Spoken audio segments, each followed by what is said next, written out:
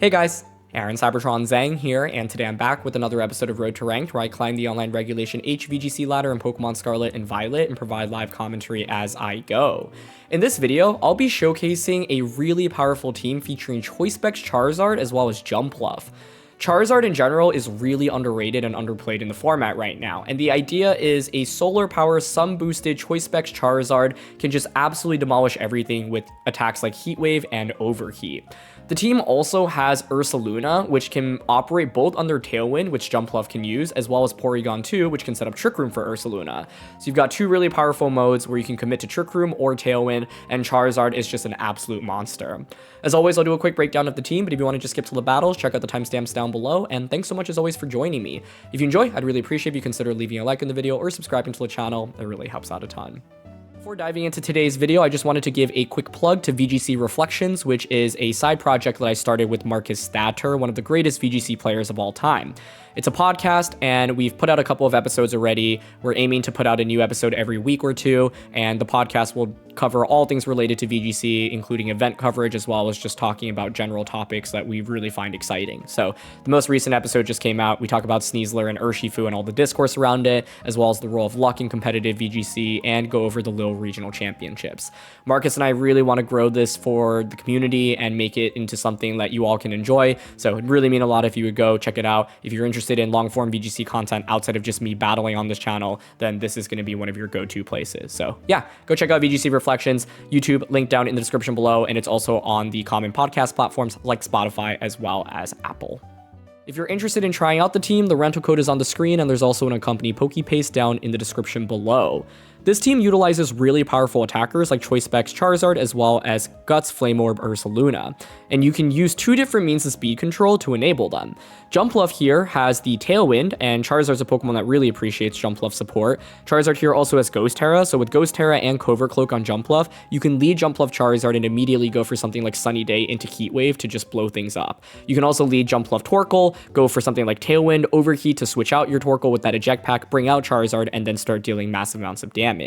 Ursaluna can operate under Tailwind on this team because the Ursaluna actually has speed investment, and it works under Trick Room because Ursaluna at the end of the day is still a relatively slow Pokemon. So you can go with a fast Sun mode with Jumpluff, Charizard, Torkoal, or a slower Trick Room mode with Pokemon like Incineroar, Porygon, Ursaluna, as well as Torkoal. Breaking down the team, the first Pokemon I want to highlight, of course, is Charizard. By the way, question of the day, I want to know what generation you think had the best starters overall down in the comment section below. For me, I'm a huge Gen 3, Gen 4 fan, so I would probably point to one of those two, but curious on what you all think down in the comments. Now, Charizard's a really interesting Pokemon. It's actually seen a ton of success in VGC throughout so many different formats, but that was mainly when it had Mega Evolution available to it, as well as Gigantamax. Regular standalone Charizard actually has not been used nearly as much, and it's definitely not very popular in this format right now. However, this team utilizes Charizard really well. Turns out when you throw a Choice Specs onto it and you have solar power activated from the sun, this Pokemon can just deal massive amounts of damage. Charizard basically doesn't actually have that many Pokemon that resist it, and we're also playing in a format where so many Pokemon are weak to it. Think about Steel-type Pokemon and Grass-type Pokemon like King Gambit as well as Rillaboom and Amoonguss, right? There are not that many Pokemon that can take Fire-type attacks reliably, and when you have the Sun up as well as Solar Power and Choice Specs, even things that resist Heat Wave, things like Incineroar, Primarina, Dragapult, are still losing 30, 40, 50% of their health, right? So it's not very easy to just safely switch it into a Charizard when everything is set up for it. This Charizard critically actually has Ghost Terra. You'll often see Fire Terra being used on Charizard, but Ghost Terra is nice because it basically allows you to get around Fake Out. So it's really powerful when combined with Jumpluff here because the Jumpluff has Covert Cloak. So leading Charizard and Jumpluff means that you can just be able to ignore Fake Out immediately on turn 1 of the battle and go for something like Sunny Day into Heat Wave and just start doing massive amounts of damage. Heat Wave is the move you're going to be clicking most of the time, but Overheat allows you to get big one-hit knockouts. Weather Ball is really nice just for a single target attack, and you also have Dragon Pulse here. Dragon Pulse is nice because Dragon types obviously are going to give Charizard some trouble. They'll often be able to resist your attacks, so being able to Dragon Pulse to knock something out like Garchomp or Dragonite can be really valuable. Otherwise, with this Charizard, the general goal is to position it well and get multiple Heat Waves off and just pick up knockout after knockout. The Charizard here is supported by Jumpluff as well as Torkoal. Jumpluff here is really interesting because it doesn't actually have any offensive attacks. It's Rage Powder, Sunny Day, Tailwind, and Sleep Powder. Normally you'll see, for example, maybe Leaf Storm on Jumpluff here, but the idea behind this Jumpluff is, hey, I'm just here solely to support my partners, especially the Charizard and the Ursaluna. So with Jumpluff here, you can lead it, you can just set up Tailwind immediately, and when the sun is set up for Jumpluff, for example, if you lead Torkoal Jumpluff with Covert Cloak, it's really hard to deny that Tailwind. It almost feels like a prankster Tailwind, honestly. And so one of the common ways you can play with this team is leading Jumpluff and Torkoal, and immediately going for Overheat, set up that Tailwind with Jumpluff. The Overheat with the Eject Pack will force Torkoal out, so then you get Charizard in for free, and then Charizard can still just start doing massive amounts of damage. Jumpluff here also has Rage Powder to protect your Pokemon, which is really nice, and Sleep Powder, which, although inaccurate, is so valuable and is a move that can just win you a game, especially if you're able to put the right Pokemon to sleep early on. Just be careful in clicking this because it's really tempting to use a lot of the times, and often you actually won't have a better option to go for with Jumpluff because you just really don't have need for Sunny Day or Tailwind once you've actually set those up, but Sleep Powder can miss, and it will miss when you use this team, so keep that in mind. I already touched on Torkoal a little bit, but you've got the Eject Pack Overheat set here, and the idea is to be able to set up the sun and then just switch out. It's also nice because a lot of times people will bring Incineroar into this team composition, thinking that they can just fake out Charizard, and if Incineroar comes out, Eject Pack actually activates immediately. So I've had games where I lead Torkoal Jumpluff to set up the sun for Jumpluff, Incineroar comes out, Torkoal gets ejected out, I get a free switch into Charizard, and then suddenly I've got Charizard and Jumpluff out on the field with turn 1, where I have Covert Cloak on Jumpluff and Ghost Terra on Charizard, which is absolutely incredible. Otherwise, this Torkoal can also be used under Trick Room for Fire Terra Eruption, and you have Helping Hand to further increase the damage of Charizard and Ursaluna in particular. Ursaluna is the next Pokemon to highlight on this team, and as you see here, it actually has a good bit of speed investment. With this speed investment, it's really valuable because you can utilize it under Tailwind, outspeeding Pokemon like Garchomp and things slower than it as well, and so you can really catch your opponents off guard with the amount of speed investment Ursaluna has. Ursaluna also pairs really nicely with the Jumpluff, of course, because you can, for example, lead Torkoal Jumpluff, and you don't always have to switch in a Charizard. Sometimes you can eject out and then bring out Ursaluna. The Flame Orb will activate right at the end of the turn, and then Jumpluff can set up Tailwind, and then you can just go for Rage Powder to redirect powerful attacks away from the Ursaluna. So the main thing that I really love about this team is how Ursaluna really complements the rest of the Pokemon. And a lot of the times when people go up against Charizard, they're going to go for Fire Terra, they're going to go for Water Terra, right? Ursaluna in particular is a Pokemon that can match up well into a lot of those Pokemon and cover for the things that otherwise give Charizard trouble. You don't love going up against opposing fire types, for example, but Ursaluna can just deal so much damage to those Pokemon. Finally, you've got the Trick Room core of this team, which is Incineroar as well as Porygon. Note that this Incineroar is actually really offensive, and part of the reason for this is because you have the Sun with Torkoal. So Flare Blitz in the Sun from Incineroar will just pick up a lot of one-hit knockouts, and your opponents often won't expect that. Otherwise, you got a little bit of speed investment here, and that'll allow you to potentially outspeed opposing Incineroars with Fake Out, and then Parting Shot, of course, just a really valuable move. Very standard Incineroar set here. You've got the Citrus Berry, which I find just is really reliable, and you don't need safety goggles or as much because on this team you've got 3 fire types, and so Amoonguss isn't as scary as it normally would be. Finally, you've got Porygon 2. This Porygon 2 is also very offensive, designed to set up Trick Room, but also deal massive amounts of damage. You have Fighting Terra Blast, which is really nice to hit Dark-type Pokemon. For example, things like Tyranitar can give this team a lot of trouble, so having that Fighting Terra Blast is really nice. That also can be used into things like Incineroar, as well as King Gambit and Archaludon. A lot of things that you can hit for super effective with that. Porygon 2, pretty straightforward Pokemon. The general goal is to soak up damage, get speed control for your team with Trick Room, heal up with Recover, and also be able to deal a lot of damage with Terra Blast and Ice Beam. The main thing to note when you're using this team is you obviously have 2 very distinct modes of speed control, and so you have to be careful about committing to one or the other, right? You don't want to, for example, set up Tailwind and then bring out Porygon and then suddenly want to set up Trick Room with it as well. So when I play with the team, I kind of separated it into 2 modes. The first one is the Fast Sun mode with Jumpluff Torkoal lead or Jumpluff Charizard lead or Charizard Torkoal lead, and then Ursaluna normally rounds things out, but you can go with Incineroar or Porygon depending on the matchup. So this is commit to the fast mode, and the general goal is to just overwhelm my opponent with a ton of offense from the early turns. The other mode is the Trick Room mode, which is using, for example, Incineroar, Porygon 2, fake out Trick Room, bring out Ursaluna and Torkoal under Trick Room, and then deal a lot of damage. Charizard, of course, can come out in those matchups as well, but then you're dropping something. So normally it's, for example, I would be dropping Incineroar, and then you have to be careful because Charizard's actually kind of speedy. So if you set up Trick Room and Charizard's under Trick Room, it can get a little bit awkward. But the 2 main modes you should consider when using this team are the Sun mode and the Trick Room mode. And I should say the Fast Sun mode and the Trick Room mode. In terms of weaknesses, a couple things I want to call out. Naturally, when you're using a team that has Charizard, Torkoal, and Jumpluff, opposing weather can be really scary. So Pelipper, Tyranitar, Pokemon that can just manually set up rain, for example, like Murkrow, can be all pretty annoying. That being said, I think this team is really well designed, so it's like the rest of the team can actually have a really solid matchup into those Pokemon that give you trouble. But be careful, right? If you're bringing Charizard, Jumpluff, and Torkoal into a matchup, and your opponent is Pelipper, yeah, Pelipper single-handedly can really defeat all three of these, so that's one thing you have to watch out for.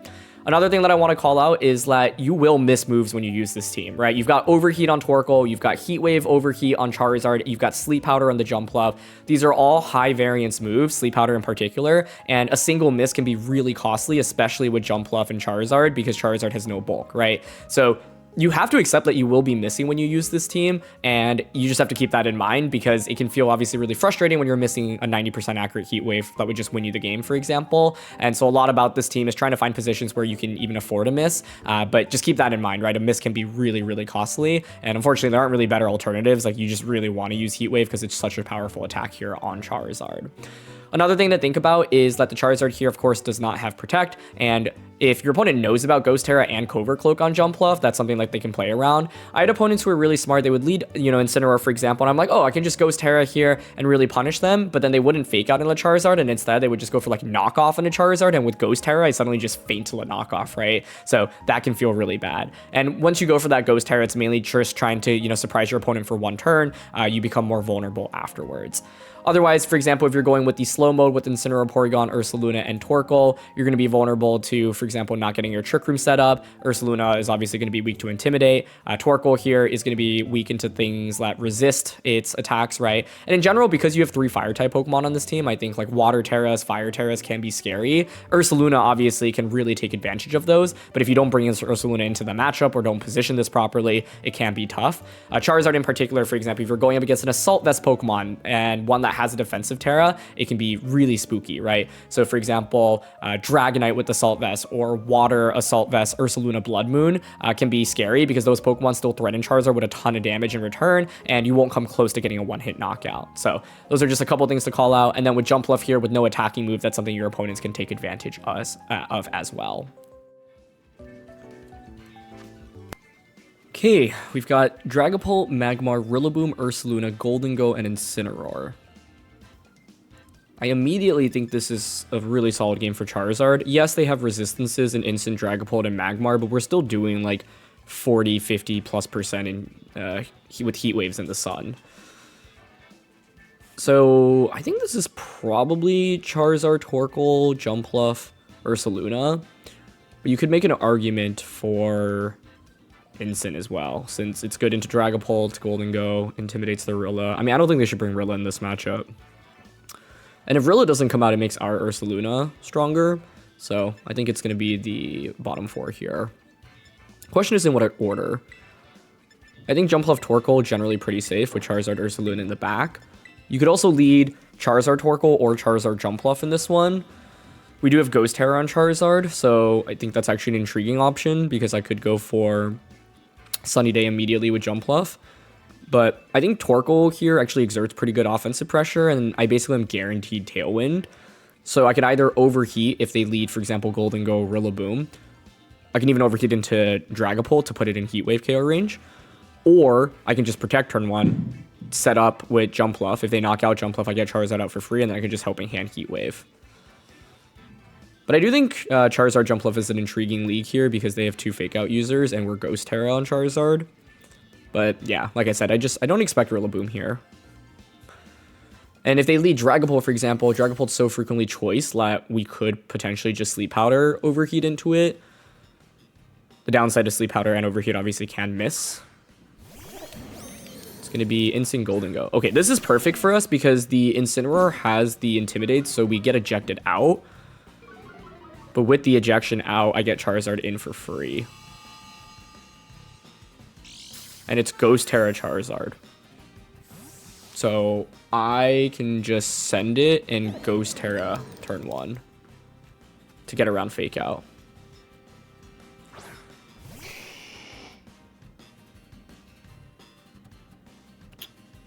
I could Tailwind here. We don't need a Tailwind immediately, but Tailwinding does set up Ursaluna for later on in case this gets Flare Blitzed on turn 1. Because you could protect Flare Blitz here. So I think I don't mind going for Tailwind, Ghost Terra, Heat Wave.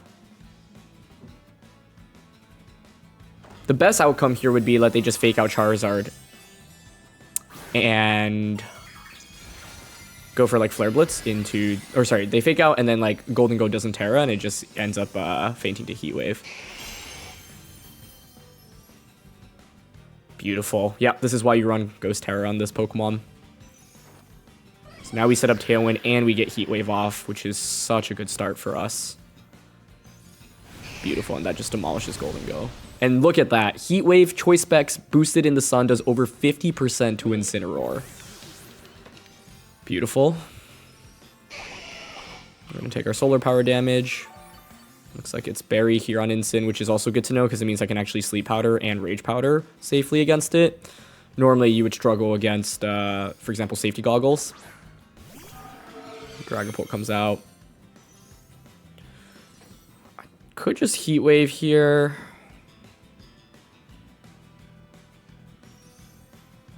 And Rage Powder. I could also Sleep Powder here, but I mainly worry about just missing it completely. Rage Powder guarantees Dragapult attacks into Jumpluff.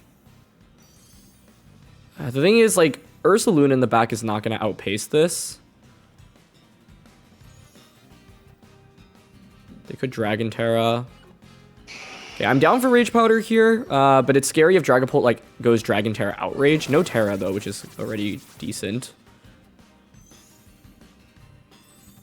Heat Wave comes out. Look how much this is doing. Oh, it's actually support Dragapult, but that is not what they need in this matchup here. And yeah, Knockoff comes out.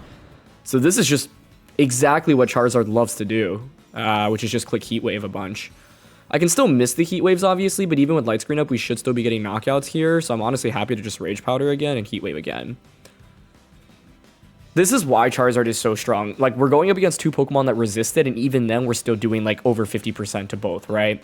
So, the reality is that Charizard with Choice Specs in the sun, even without a Fire Terra, is still doing ridiculous amounts of damage. And this is exactly why you run Ghost Terra, because most people expect Charizard to be Fire Terra. A Ghost Terra allowing you to get around Fake Out on turn 1 can swing so much momentum into your favor. So, we're just going to Rage Powder once more here.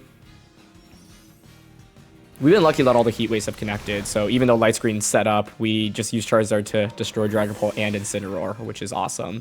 And that's why I often feel like there aren't that many Pokemon that like truly resist Charizard. Like your main counter to the Heat Wave is either going to be, for example, a Wide Guard user or Flash Fire. But otherwise, even Pokemon that resist it when the sun is up are still taking so much damage. So 4v1 now. Their last one is going to be the Ursaluna. No problem. Last turn of Tailwind here. Obviously, they get Hyper Voice. 2 turns of Sunlight. We've got Ursaluna on our end in the back. I think we just need damage onto this. I mainly am thinking, like, because I could miss Heat Wave right now. Sleep Powder here. I think it's fine to Sleep Powder Heat Wave. Okay. And it just connects. Nice. Because I figured it's like... The play I was mainly considering was switching out Charizard out into Torkoal. Because that way, even if I double missed... Like, the fear is double miss and then Hyper Voice, right? Just KOs. And you can see even with Light Screen, Heat Wave single target in the sun just gets the knockout. So, special or support Dragapult here. Really interesting. Not what I would have expected in Team Preview, but this was exactly your dream as a Charizard player, right? And this game specifically highlights why Ghost Terra is so valuable. Ghost Terra plus Covert Cloak Jumpluff means that you just really don't have to worry about Fake Out on turn 1. And then the Eject Pack on Torkoal, normally you're going to be using to overheat out. But of course, if your opponent leads Incineroar, it's really nice because then you just get to pivot out into Charizard immediately. So, the idea is want to lead Jumpluff to put on pressure against, for example, the Dragapult in the early game. And with Torkoal, like, I expect to survive most attacks from their end, and I can just overheat out. The only thing that would really threaten Torkoal would have been a Ursaluna Blood Moon lead. But yeah, I couldn't have asked for a better game for Charizard there. And we were fortunate that we connected on our moves. Of course, I think one of the biggest downfalls to this team is accuracy. When you click Sleep Powder and Heat Wave a bunch, as well as Overheat, you are going to miss, every now and then. So fortunately, no crucial misses with Heat Wave. I think the reality is with the Rage Powder support from Jumpluff and them not being safety goggles on Incineroar, we could have even afforded a couple of misses here and there since Jumpluff wasn't actually really threatened by too much other than like a Flare Blitz from the Incineroar. But yeah, confirming the Citrus Berry was really valuable on turn 1 because it meant that I knew I could safely go for Rage Powder on turn 2. We've got Vivillon, Garchomp, Porygon 2, Sneasler, Golden Go, and Primarina here. So first impression is Charizard is fairly strong. Got a couple of resistances in Garchomp and Primarina. I think I am intrigued by either Jumpluff Charizard lead or Jumpluff Torkoal lead. Eject out and then get Charizard in. And then for the last one, we could go with Incineroar here. Porygon 2 is also not terrible. Ursaluna is interesting. Could operate under Tailwind. It gives me more offense as well. It's normally a pretty solid Pokemon to round out the core. I think like Porygon here is really weak into Golden Go, although I guess the question is, do you really bring Golden Go into this composition? I would guess that the answer is no, actually, so I might go with Porygon just because it's like a bulky Pokemon that can soak up damage.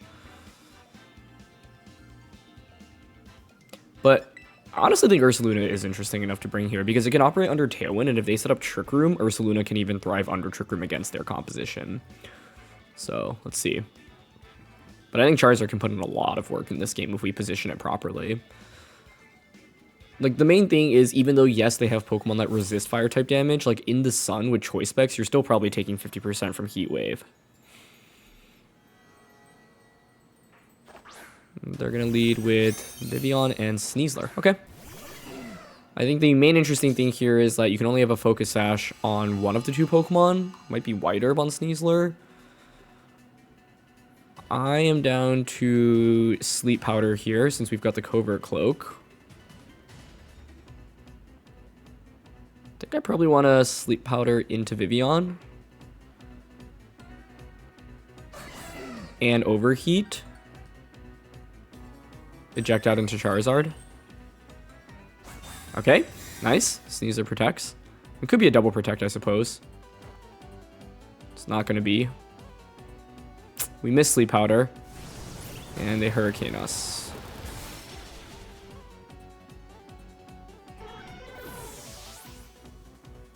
Okay. But we're going to get Overheat into them.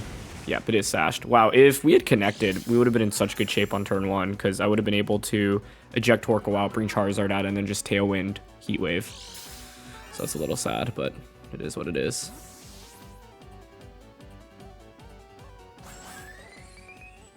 Okay, I'll bring out Charizard.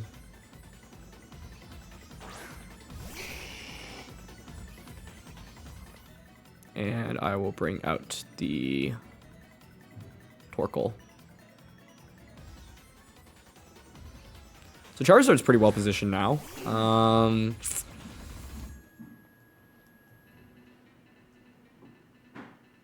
Max speed here. Happy to just Heat Wave. Eruption and Heat Wave here.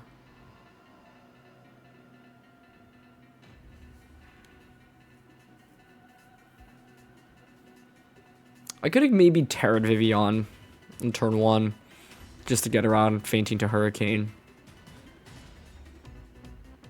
Because if Vivillon had survived the turn, like, we don't really need Terra on Charizard in this game. That may have been worth it. So even though I missed, I'm going to go for Dire Claw. Okay, no status condition, which is big. Heat Wave gets the double KO. So, yeah, even though turn 1 could have been better, like, I think if we hit Sleep Powder on turn 1, it's so hard for my opponent to come back, actually, as long as I hit my Heat Waves, because then Jumpluff turn 2 goes Tailwind, and I just Heat Wave, and we just do so much damage across the board. But let's see what they've got in the back. Garchomp Primarina would make sense. Porygon. Okay, that's a good sight to see. And the final Pokemon's going to be Garchomp. Okay, makes sense.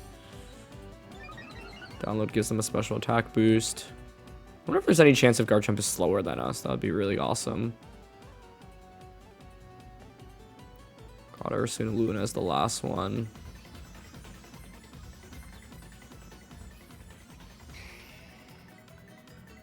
I think here I'm going to overheat into Porygon and Heat Wave.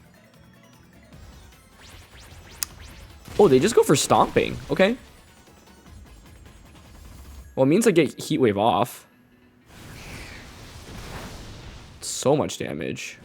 And we burned the Garchomp. I assume they were Tri-attacking into, or Terra Blasting, yeah, into Porygon. Okay. But now it's a free switch into Ursaluna, and since we got the burn on Garchomp, you're just going to faint from Burn and Life Orb. I could have gone Helping Hand there. That would have been pretty cool, but I thought they would KO the Charizard for sure.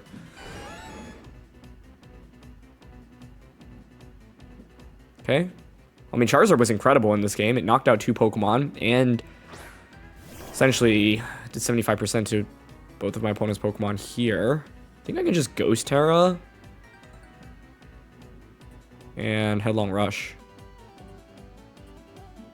I think even if we didn't get the burn, Ursaluna would still be in a pretty good spot because like Garchomp's not one-shotting us, and with Ghost Terra, Porygon can't do very much into us either. You can go for like +1 Ice Beams basically, and then or maybe Terra your Porygon. But definitely a lucky burn on Charizard onto the Garchomp. But I think, yeah, based on the Pokemon that my opponent brought here, I think if turn 1 had played out how we expected it to without the Sleep Powder Mist, it would have just been like Charizard completely dominating. We're going to Dragon Claw us, not going to do too much. And yeah, we're faster here anyway. Headlong Rush here does get the knockout. So yeah, I think even without the burn, we had this game locked up. Since Garchomp would... Well, actually, I guess if the burn didn't happen, I probably would have been compelled to click Earthquake there to secure the knockout first of all into Garchomp. But since we knew the burn happened, then I'm just not at risk of taking too much damage from Garchomp. Earthquake Porygon would survive in that position, but it's fine because with the Terra, then like Flame Orb activates next turn, I can just Facade them for the knockout. I don't know if they faint from burn here, but they shouldn't have Swords Dance. So, yeah. Stomping Tantrum, Earthquake, Dragon Claw. I mean, I guess it could be Swords Dance with Life Orb, but that's just so uncommon.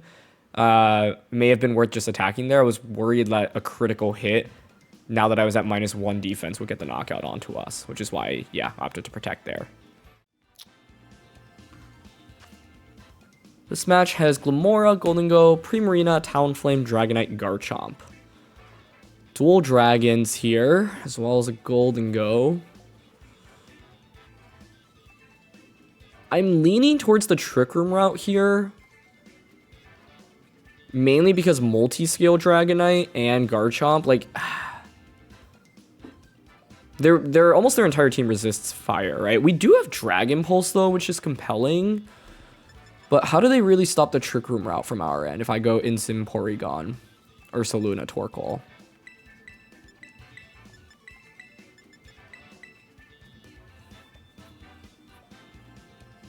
Jumpluff is vulnerable to Brave Bird immediately from their end. I think the problem is like Jumpluff, Torkoal, Charizard is just weak to a lot of their team. I'm not threatening with too much damage onto most Pokemon, whereas this is just a lot more solid. And this is one of the core modes of the team, right? I think you can commit to either the Fast Sun mode with Jumpluff stuff often, or you can commit to the slower Trick Room stuff. And of course, you can weave in different Pokemon. Like, you don't always have to bring Ursaluna. You can bring Incin or P2 to round out the Sun Core. And then for Trick Room, you can actually even bring Charizard under Trick Room. But I think I'm okay with this. Yeah. I think Porygon here is just really important because they have the Dragon types. And one of the reasons why Porygon's so good in this format is because, one, it can soak up damage from those Pokemon, and two, also threaten them with super effective Ice Beams. The main thing to note is that Porygon's going to be completely walled by Goldengo, basically, but we have 3 other Pokemon that match up well into Goldengo. Okay, so it's going to be Talonflame and Garchomp. Fine by me. We'll see if they have Clear Amulet here on Garchomp. Okay, no Clear Amulet. Nice. And we get a special attack boost, which is nice. Fake Out Trick Room is what I want to go for, but this might have Taunt.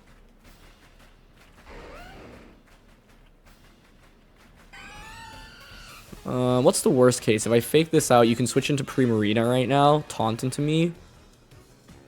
I think I'm intrigued by Parting Shot here.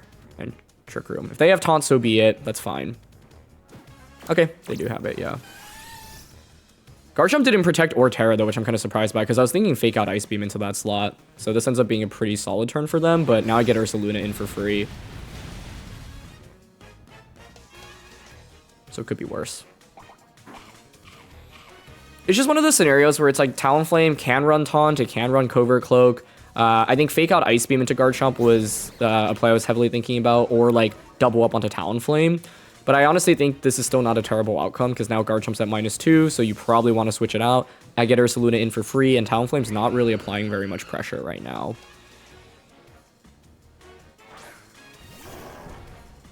Cool. Now Flame Orb is active. So we can take advantage of the potential Garchomp switch, and I think Headlong Rush and Ice Beam into that slot's pretty solid. I don't care if Talonflame attacks here, honestly. Garchomp could protect and Talonflame could just attack here, but I'm not too worried about that.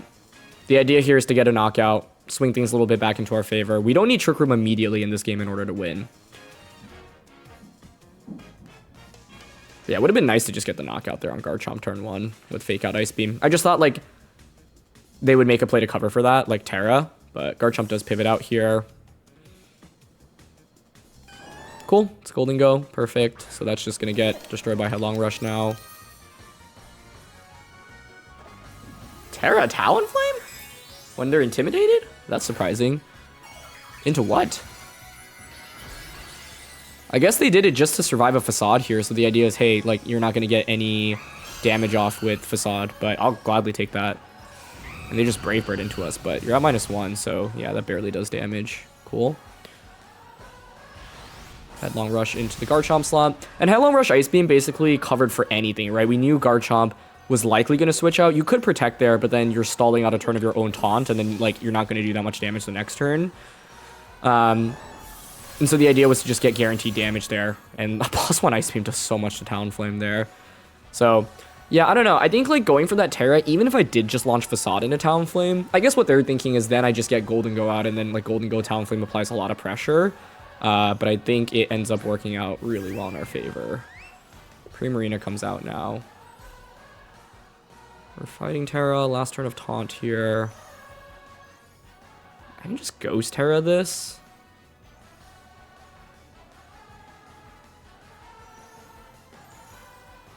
Ghost Terra, switch in Torkoal.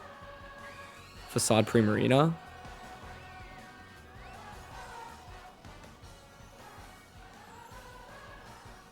The logic behind this turn is, I guess I risk like Flare Blitz Moonblast double up onto the Ursaluna slot, but I think if I'm my opponent, I'd be more scared of Porygon too, because like it's such a big offensive threat to their team. So let's see. But yeah, I'm going for Ghost Terra here, so like now Hyper Voice really doesn't do too much damage, right? I take away the super effective hit, and I take away or activate the Sun. I think if you're my opponent, you have to be conscious of the fact that, like, if you don't knock out Porygon now, I can just Trick Room again. But they do Brave Bird into the Ursa slot. But yeah, that barely does anything. Cool. And Hyper Voice. Beautiful. We take that fantastically. And Facade comes out now. And that's a one-shot into Primarina. Perfect. Okay. Getting close to the end game now. But Garchomp obviously still is scary. The main thing is by committing that Ghost Terra now, if you click Earthquake, you're going to damage your own Talonflame and knock it out, right? Which is good for us.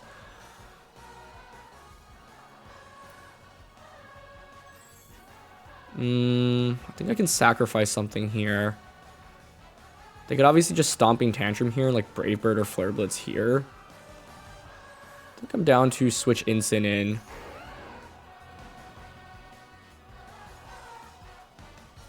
Switch Incin in. I might even survive Stomping then.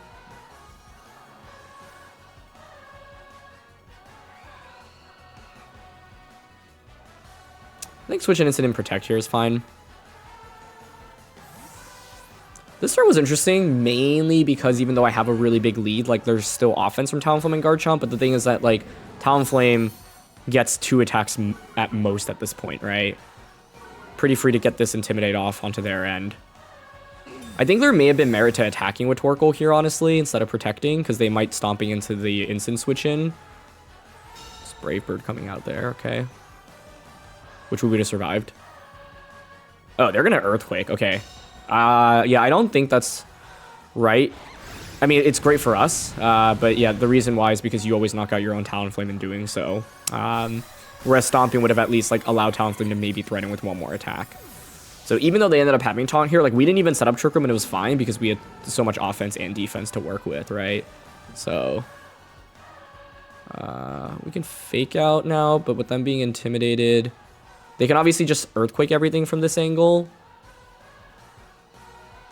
I'm mainly trying to think, like, how I can potentially lose, but I think, like, Fake Out switching to Porygon here is really safe. And with the Intimidate, I think Porygon plus Ursaluna, I don't even need to set up Trick Room. I can just click Ice Beam plus Headlong Rush or Facade. Although it's probably better to still click Trick Room in case they protect, and then they can knock out Ursaluna.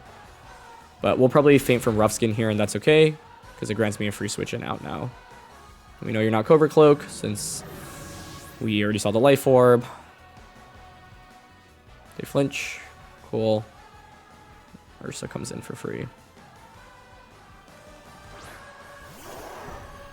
Now you're intimidated. I can just go for Facade into you and Trick Room in case they protect. Okay, and they just Stomping here. Cool. That actually did a ton of damage. With the crit, that would have gotten the knockout, but with Intimidate, we're good. And we knock out Garchomp. Nice. So this is one of the other modes that you can go with this team, right? It's not always about Charizard, and in this matchup, Charizard felt really clunky to bring since they had Talonflame for Tailwind, which also threatens our Jumpluff. They have Garchomp, they have Primarina. I think without Talonflame, you could actually make an argument for Charizard, but the problem is, like, Jumpluff is an important part of the equation, and Jumpluff is quite weak to Talonflame, and they can just match our Tailwind as well, and Garchomp is faster than Charizard if they're max speed, which a lot of Garchomps are, right? So I felt a lot more comfortable with the Trick Room mode here, and even though they ended up having that taunt and we never even set up Trick Room, it was still totally fine. And if Trick Room gets set up in that game, I think it's just really, really hard for them to do anything. But the reality is our Pokemon are bulky enough where they can even take hits outside of Trick Room. Ooh, Tyranitar for this one. With Murkrow, our Child-on Golden Go, Garchomp, Annihilate. Interesting.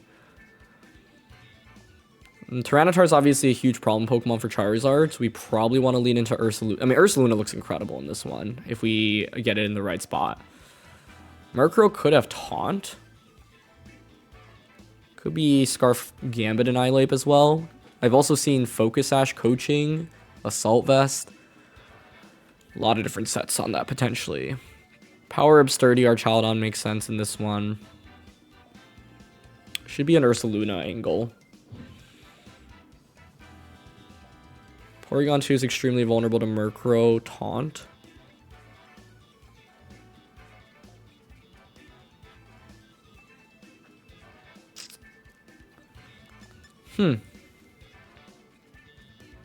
This is an interesting one. I'm actually thinking about mixing, like, the Trick Room modes, but, like, have Charizard in the mix as well. So Porygon Charizard, Torkoal Ursaluna.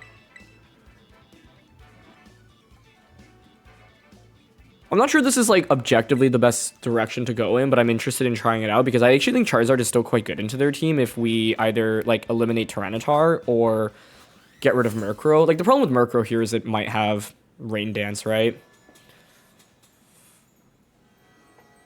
So let's see. Murkrow Annihilate. Okay, works for me. This is exactly why I didn't want to lead Incineroar, by the way. So we get Porygon and Charizard. They could Final Gambit here.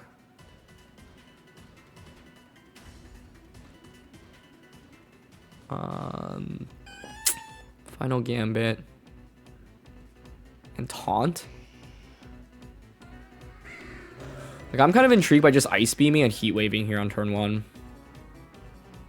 Okay, it's going to be Terra, so it might be defensive Terra on Annihilate. And then it could just be Bulk Up, I guess.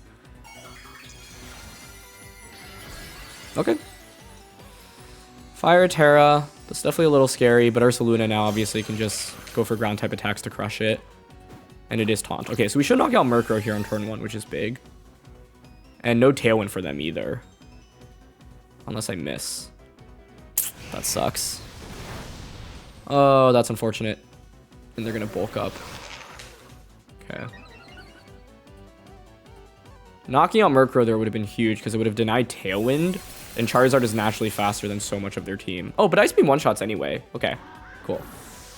Now could be a free switch into Tyranitar, though, which is scary.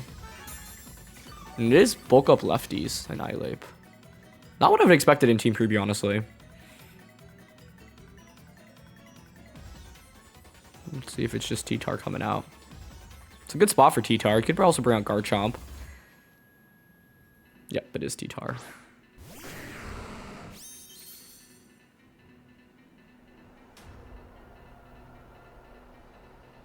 Terrablast, Heat Wave. I have Fighting Terrablast. Kind of interested by that. Fighting Terrablast, T-Tar, and then just switch out into Torkoal.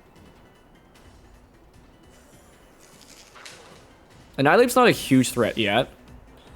And one of the things to think about is I can nuke it in the endgame with something like Helping Hand Overheat in the sun. No need to Ghost Terra Charizard in this one. I do think Ghost Terra Ursaluna has a huge benefit into the Annihilate, but I think the problem is because I'm taunted, I don't really have too many other options to go for here. My other option to consider would have been just Terra Blasting into Annihilate, but I don't want to Terra Blast into it and then let it just continue to like stack up Rage Fist. And just target Torkoal here, which is fine by me. And that's not the most important Pokemon for us here. It is going to be knockoff. Okay, so they're going to get rid of my Eviolite, which is scary. But that's fine, as we'll get the Fighting Terrablast special attack boost. No sand boost for them now. And that's a one-shot into T-Tar. Beautiful. Okay, so we're up 4-2 now. Let's see what their final Pokemon is. Nice play to go for the knockoff. I think if Porygon still had its Eviolite, we would be in such a dominant position. The last one's going to be Garchomp, so you probably don't want to Earthquake yourself. Curious if it has Rock Slide.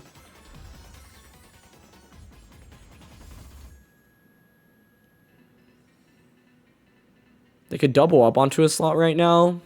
You obviously have to worry about Ice Beam with this.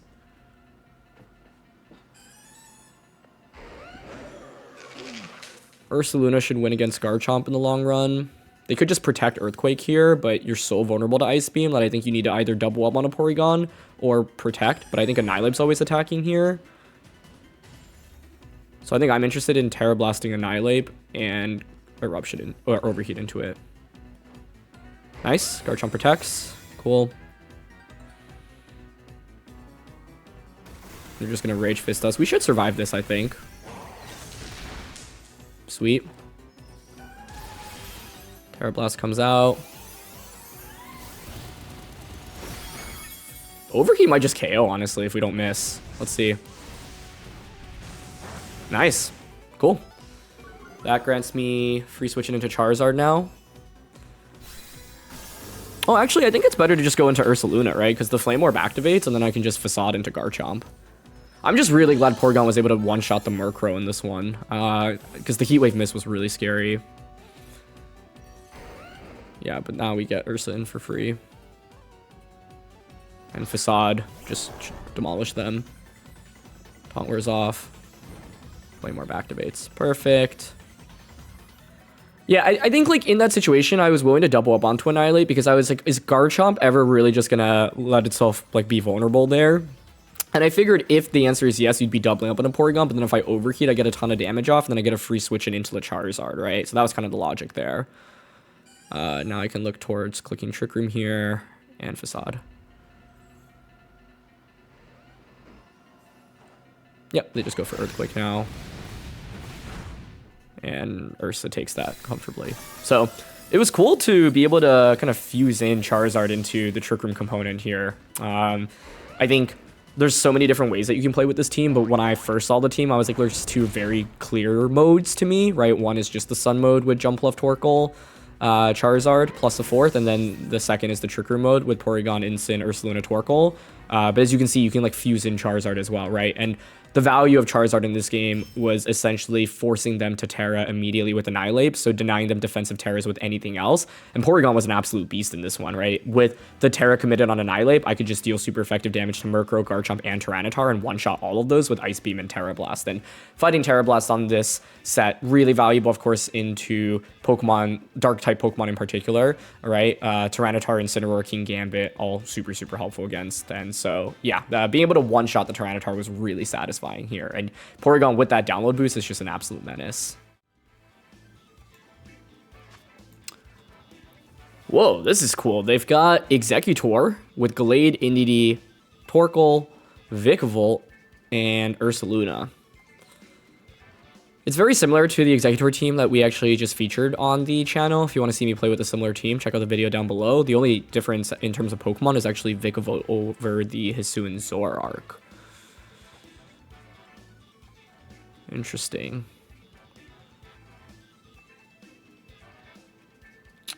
What do I need into this composition? Expanding Force from Executor is scary, as is Sleep Powder from it. They could just lead Eggy Torkoal themselves. Switch in Indeedee. Charizard's really good here, but I think I have to position it properly.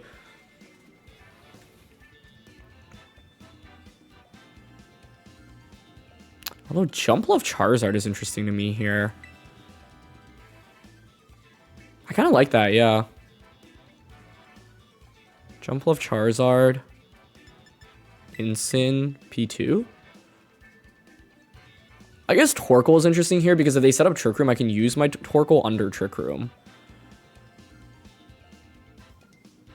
There's a lot of different routes we can take in this game. I'm trying this one out, but I think there is a world in which I just go like Porygon 2 and Incineroar. Yeah, I think that's totally viable here too. So we'll see. But basically, I think like Jumpluff Charizard is interesting because you pressure with Sleep Powder and Charizard pressures with so much damage immediately from turn 1, and then I can Rage Powder turn 2. It's going to be Vikavolt Gallade. Okay.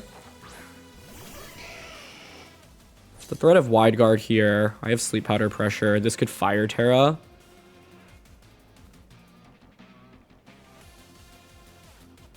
Could switch in Indeedee right now. This could protect, obviously.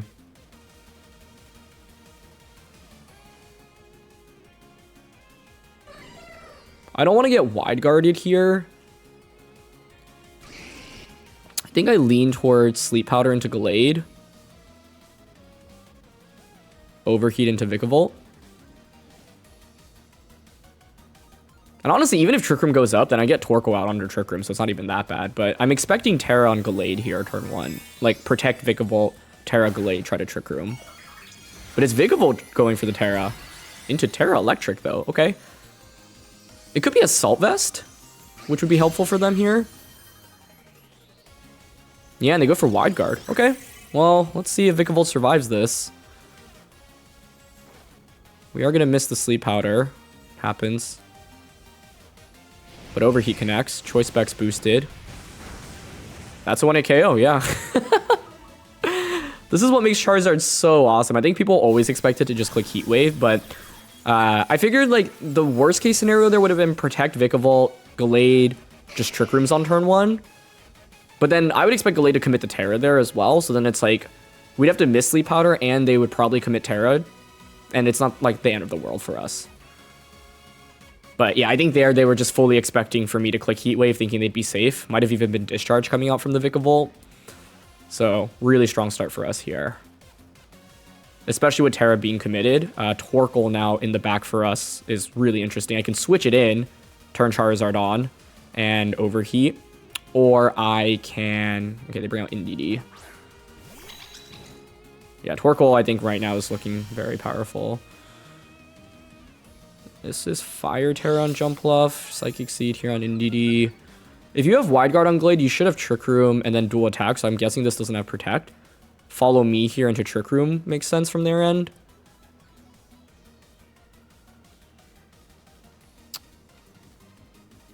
I think I'm happy to click Sleep Powder here again. And Overheat. Yep, Indeedee goes for Follow Me, which is totally fine. Sleep Powder misses again. 1 in 16 chance to miss back-to-back.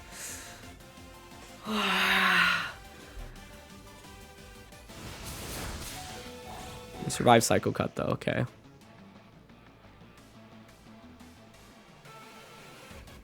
I'm going to Sleep Powder Gallade again. This time, though, I'm going to switch Charizard out into Incineroar. I probably should have switched in Incin just last turn, but yeah, I was hoping to like get some chip damage off onto Indeedee so that Torkoal can finish it off later on. Yeah, I don't feel the need to click Tailwind right now. I don't feel the need to click Rage Powder. Incin here is mainly to soak up a potential Psycho Cut. And we do actually end up clicking Sleep Powder into Gallade and it connects. Okay, nice. It might be Indeedee trying to set up Trick Room now. Gallade takes turn to sleep. Yep. Trick Room does go up. Okay, that's fine.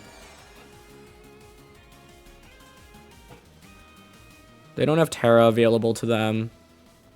We're Ghost Terra here, which is helpful into Gallade.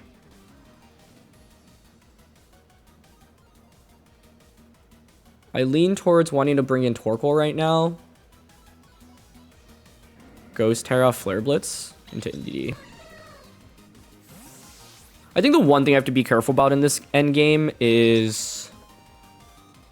like, they did get Trick Room up, right? So they can bring out a Trick Room Sweeper. This play is generally safe. I mainly want to cover for the one-turn wake-up on Gallade. But that's why missing Sleep Powder on Indeedee really stung.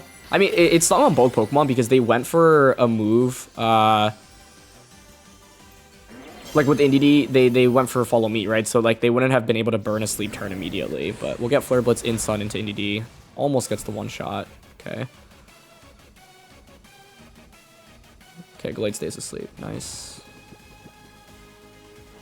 And they just Dazzling, which is fine. Okay. I have Helping Hand here, but I think I'm down to just click Eruption here.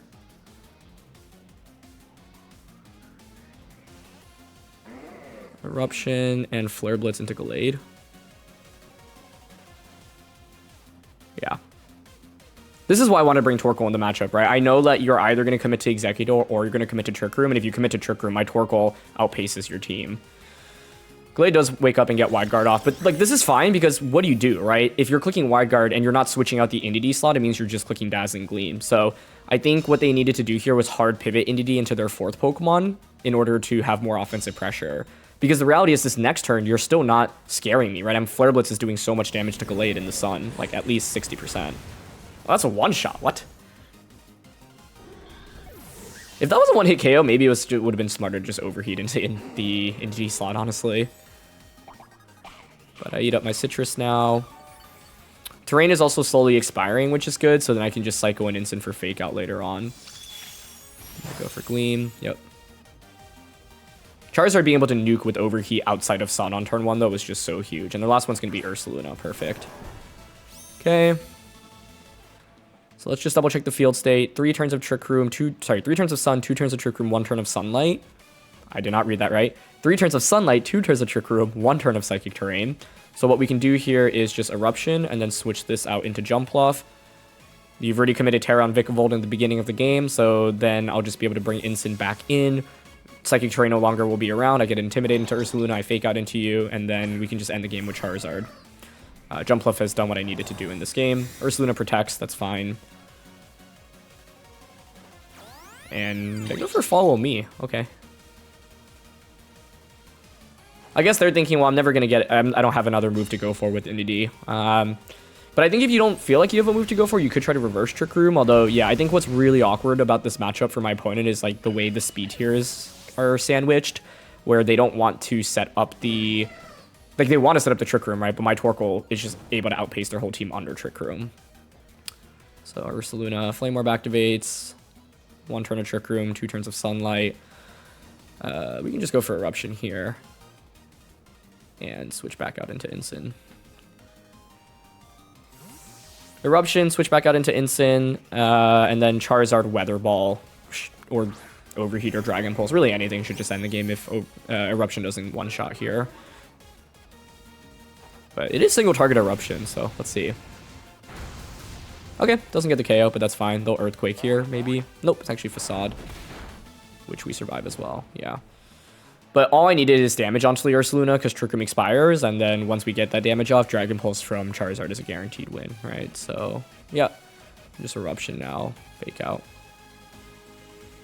I mainly wanted to come into this game really prepared for Executor, because I think Executor being able to put us to sleep with Sleep Powder was fairly scary. So it didn't come out, but in the end, yeah, Charizard here.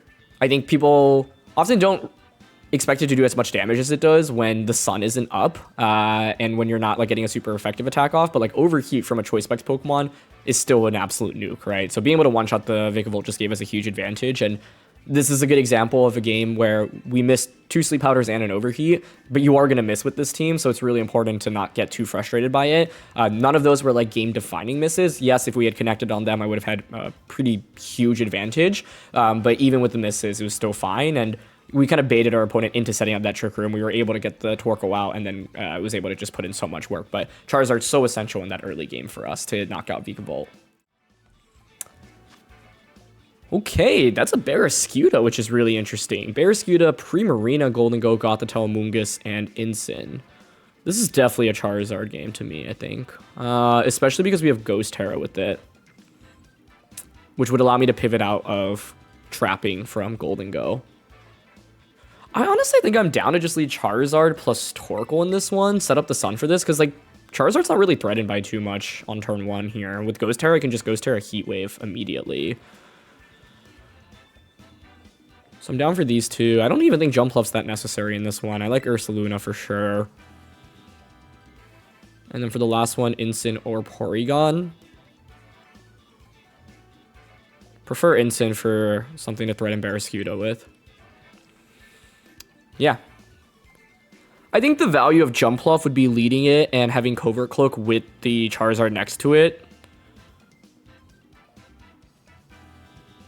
So then, like, let's say you lead Incineroar, then you can't get value out of Fake Out on turn 1. I can just Sleep Powder whatever's next to Incin, Ghost Terra, Heat Wave.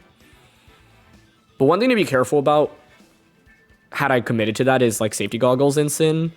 Because I wouldn't want to Sleep Powder Incin out of fear of it. And then if they are Goggles, then you can just knock off me, which is concerning, into Charizard once I Ghost Terra.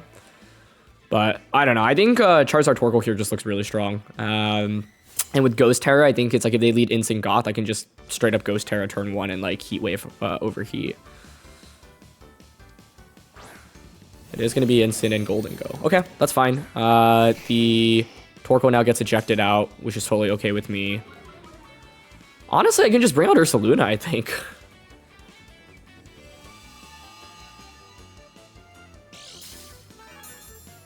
My main question would be if it's Specs Golden Go, and if you're Specs, you're not going to run a defensive Terra. I could also bring in my own Incineroar here, which isn't bad, huh?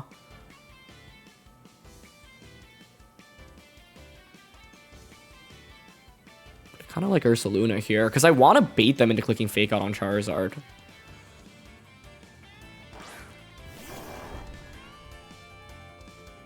Yeah, with this, I think I want to Ghost Terra, Heat Wave. I might just Heat Wave Earthquake, honestly.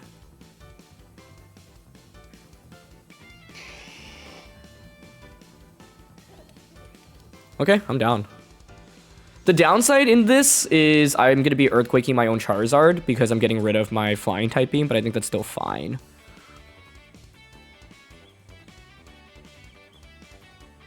And the main reason why I'm okay with that is because Charizard is naturally faster than everything in this matchup, basically. So taking a little bit of damage from Earthquake is worth the spread damage that I have to cover for Terras and switch outs. Okay, instant hard switches.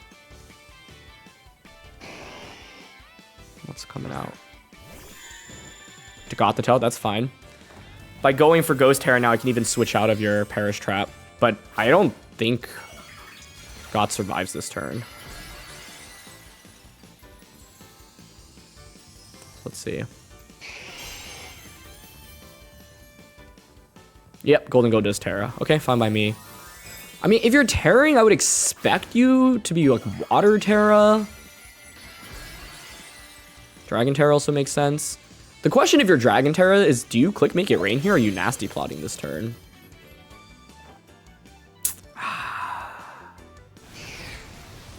Miss into the Golden Go, okay. And it's Citrus on Gothitelle. That's a lot of free damage we could have gotten, but it's okay. Nice, okay, they just go for Nasty Plot, so that's fine. But if we had connected on that Heat Wave, I think 2 Heat Waves just KOs it. Might still even knock out Golden Go from this range, honestly.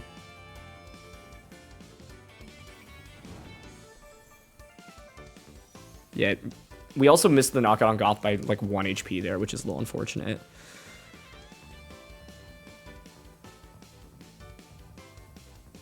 I think here we're just going to Heat Wave and Protect.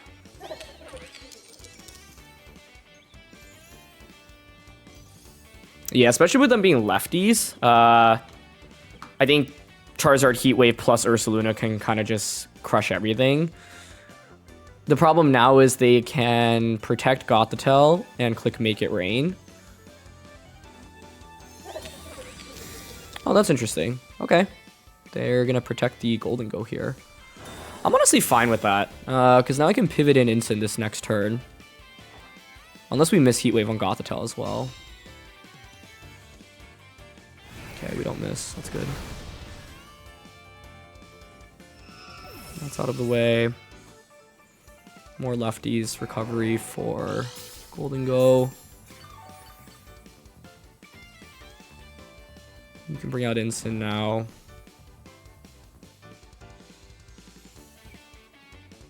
If you bring out Instant, I can switch Ursaluna out into my Instant to take the Make It Rain and then have Fake Out Pressure the next turn.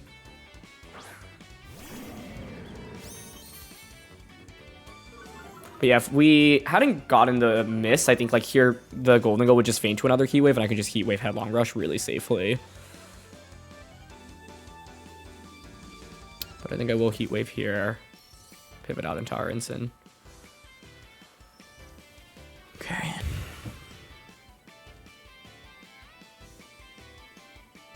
Good decision by them though to not Fake Out Turbo with Instant, because then they would have just soaked up free damage. Getting rid of Goth, I guess, is actually pretty valuable for us, though, so I'll take it. I think this turn's also interesting, because it's like, do you bother clicking Fake Out? I think you should probably knock off or Parting Shot or Flare Blitz into the Ursa slot. Parting Shot, I think, actually being their best option.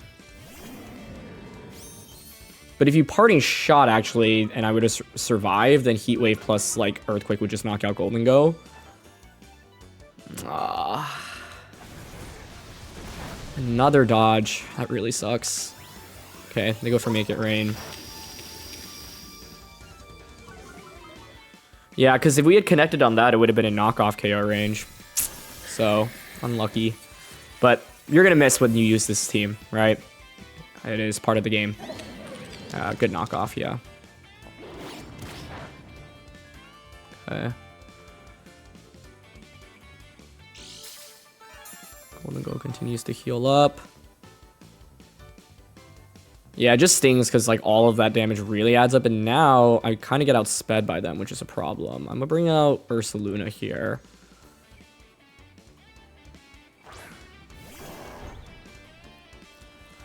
Okay, if their last one is like a Mungus, for example, like I want to Fake Out into Instant here this turn.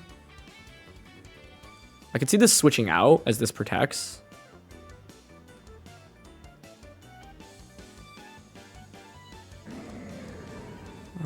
I was already switched out with the Jetpack, which isn't great for us.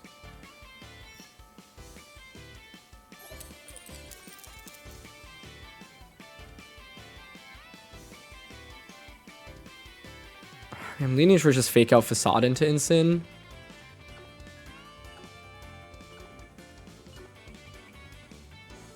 Yeah, Golden Go protects. But the problem is by doing this, I give my opponent a free switch in. Although it works if their final Pokemon is a Mungus. Oh, we were faster with our Ursa. If I had that knowledge to operate with, I actually would have played that differently. But let's see what their final Pokemon is.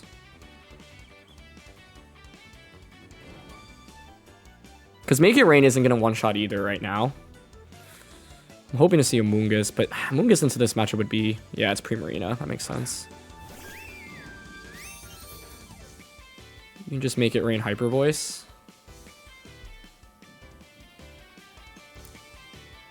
Last turn of Sun. Primarina should be faster here. Right?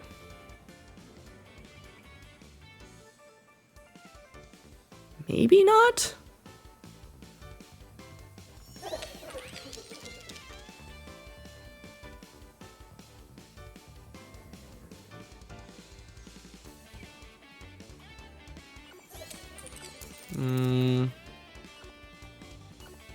Facade into you, parting shot into you. I think I just, yeah, make it rain Hyper Voiced right now. Oh, it crits me too?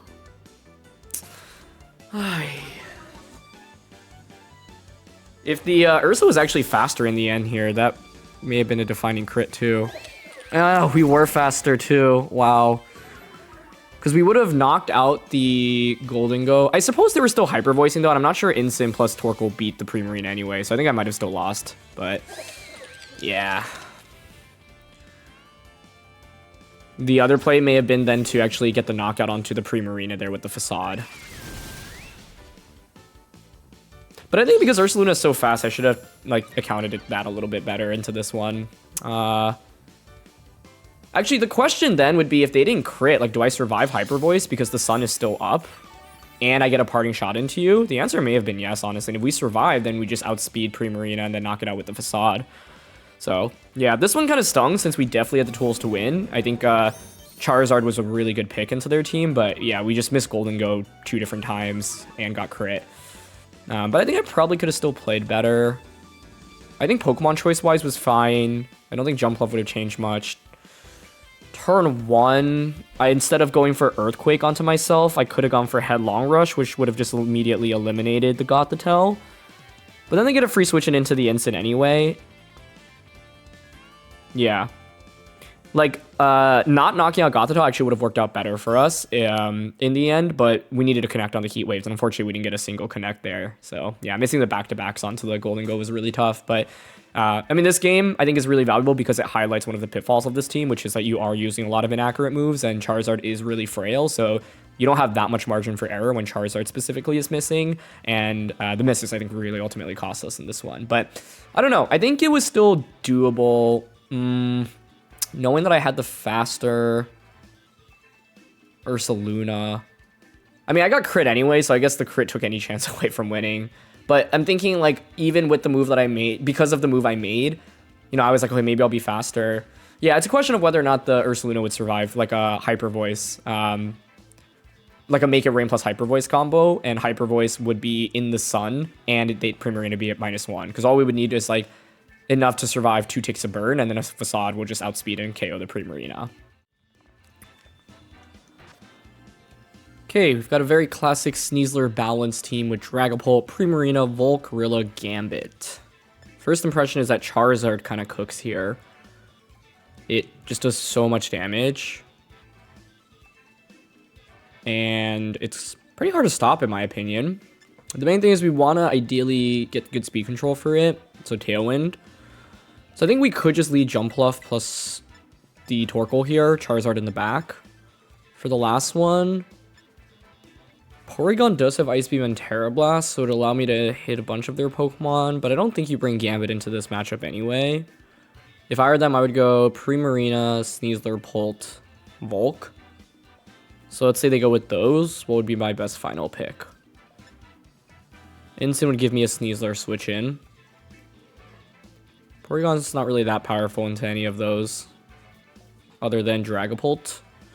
I think I like Ursaluna, because with Ursaluna, 1, we have Tailwind support from Jumpluff, and 2, like, it can tank an attack and then just get a one-hit knockdown in return with Facade. So we're going to go with the Sun Core here. But yeah, to me, this is a game that I think Charizard can really thrive in. There are only 2 things that resisted in Dragapult and Primarina. Dragapult's still taking well over 50% from a Heat Wave, and Primarina, when the sun is up, just doesn't threaten Charizard that much with Hyper Voice.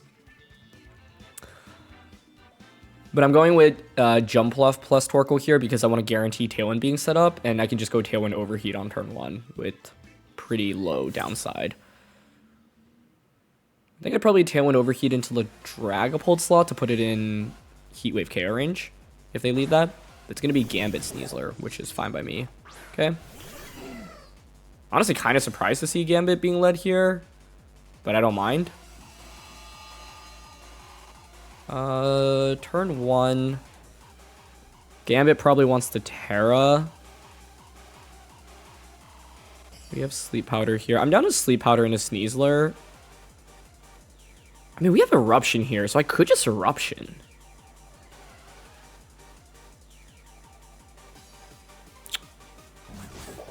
They might not Terra Gambit and then like fake out into Torkoal, but then putting this to sleep wouldn't be half bad.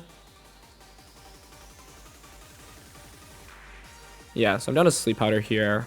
I do think ejecting out and getting Charizard out now is not bad. I'll overheat Sneasler as well. Okay, it is going to be Terra committed. Onto the Gambit. And it's Fire Terra. Okay, so they do have a defensive Terra here into us. Fine by me. Ideally, they're just clicking Fake Out into Sneasler onto Jumpluff. Cool. We get Sleep Powder off. That's huge. Okay. Sneasler takes Sleep. Turn 1. They're just going to kowtow us, which is fine. And we overheat. Sweet. Sneasler's down to Sash. This gives me the free switch in into Charizard. Actually, isn't this just an Ursaluna angle? Right? Because we should be faster than the Gambit, and I can Ghost Terra Ursaluna as well. Yeah. Because I also don't think you bring Rillaboom into this matchup, so Earthquake, if you didn't bring Rillaboom, is so strong here. I can just Rage Powder Earthquake right now. I think that works for me. If Sneasler doesn't wake up here immediately... Like, I'm going for Rage Powder to cover for Wake Up. I didn't want to commit Terra on the Ursaluna immediately, because I think it could be worthwhile to hold on to it right now. Cool. And they let me Rage Powder. I mean, this will just be a double knockout then. Yeah, and they Sucker Punch. Beautiful. I figured, like, the only play they could really consider here is Sucker Close Combat, hope to wake up, but Sneasler stays asleep for another turn, so... This is part of the reason why this team has so much synergy, right? Like, the fact that you can bait out defensive Terras against Fire, like opposing Fire Terras, means that Ursaluna can just really take advantage of it, so... Now we're up 4-2 with no Terra available on their end. And like I said, I really don't think you'll bring Rillaboom into this matchup. I think if they had it, they would have just switched out this last turn. So let's see what comes in. My guess was Primarina. Volk is out here. And Dragapult. Okay, they didn't bring Primarina to this one, but that's fine. I can Tailwind here.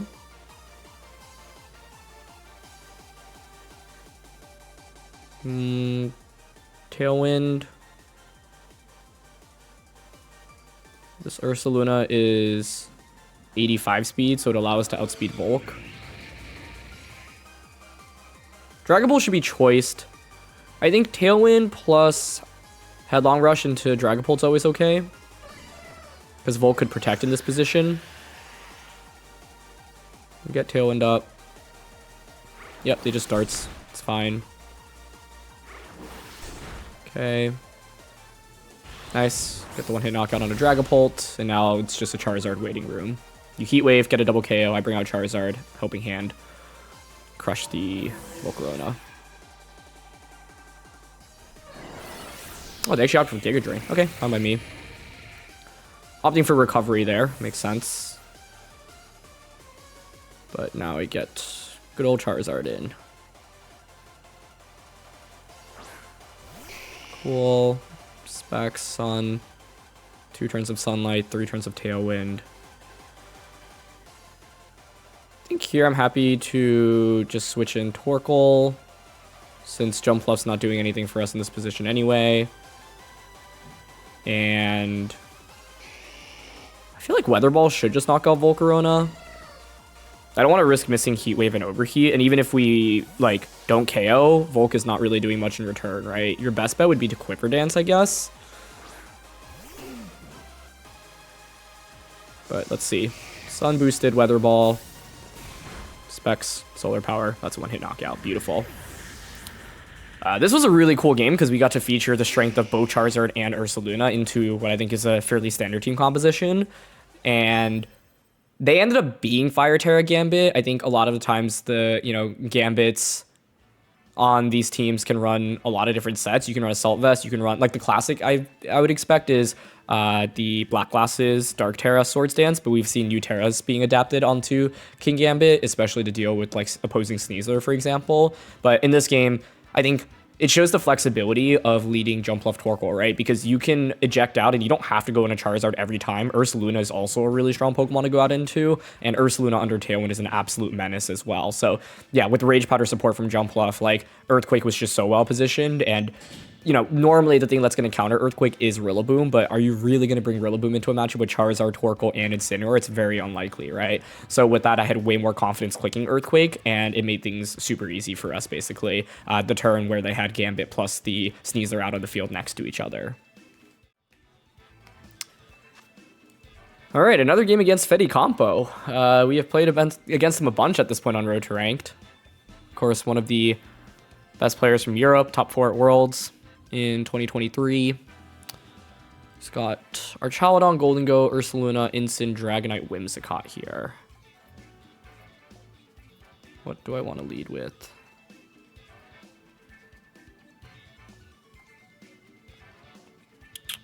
Trick Room is an interesting angle since we do have Terra Blast on Porygon.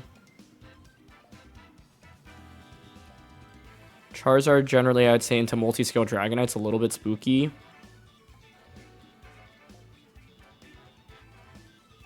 Could be Stalwart Archaludon, which scares me a little bit. I think I'm still kind of down for Jumpluff plus Torkoal, though. But I'm worried about, what, Whimsicott Dragonite lead?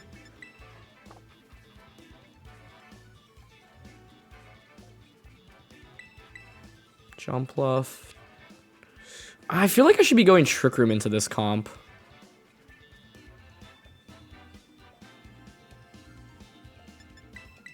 Porygon. Incin. I'm going to bring Charizard over the Ursaluna. I don't know if that's the right pick, honestly.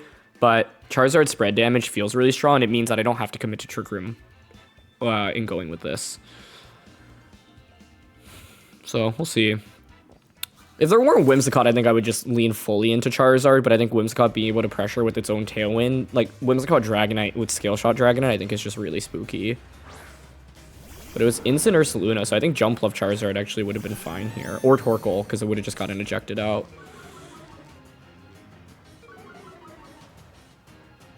Okay. They can fake out either slot. You can pretty easily fake out Porygon, Earth Power Charizard.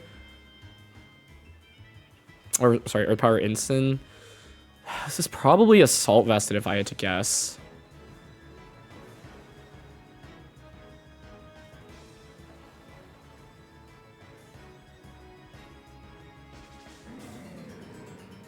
I do really want to switch into Charizard here turn 1. But that's really risky, I think.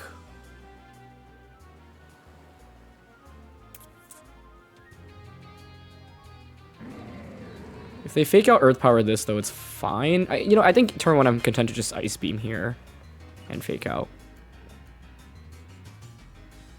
Okay, good switch. Oh, but it's into Whimsicott, so, I mean, we do a lot of damage with this, but I'm probably eating up a fake out, right? Okay, that makes sense. And now... Well, this is interesting. Like, Whimsicott's honestly not that good for them in this matchup, in my opinion. You could taunt into Porygon and knock off into this. I don't even want to necessarily set up Trick Room right now. I'm down to Ice Beam.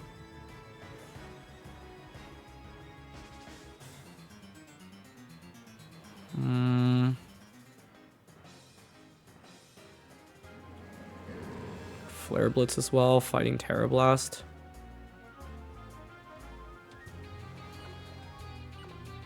Ice Beam, Parting Shot.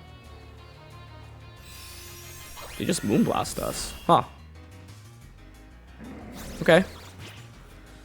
I don't mind that. Could have been a Flare Blitz here, maybe.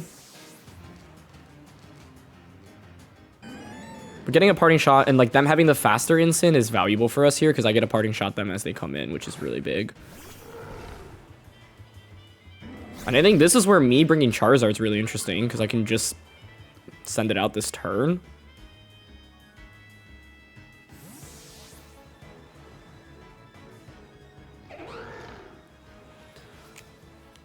Then it's interesting because it's like they probably want a Tailwind, right? But if they Tailwind, I can Trick Room on them. Solid damage from Ice Beam.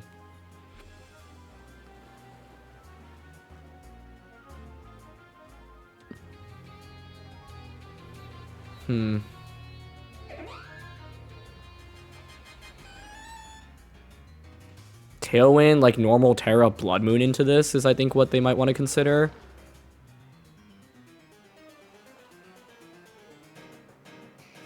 Torkoal under Trick Room's not bad here. Yeah, I think I want to Trick Room here and then bring out my Ensign. I'm hoping to see them Tailwind here.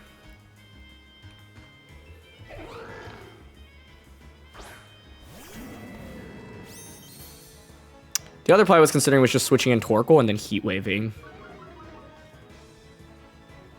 There's the Terra, yeah.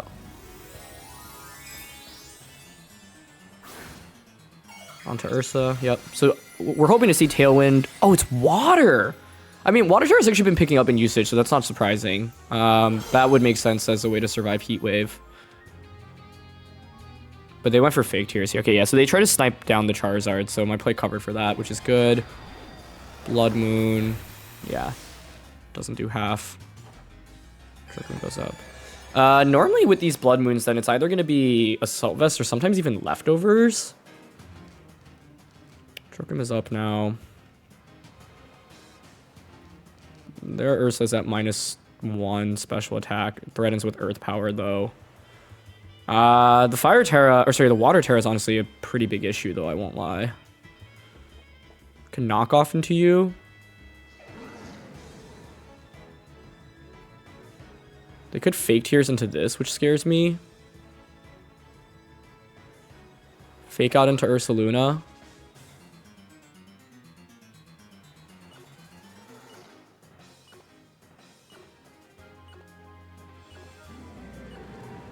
Terra Blast you. Fake out you. He could have Encore, and I could just get Encored into Trick Room, which is also scary.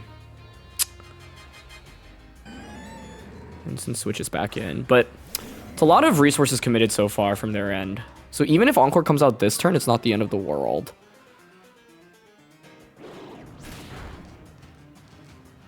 Rocky Helmet, okay.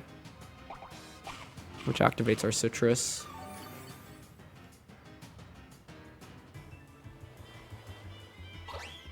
Yeah, it is Encore. Okay.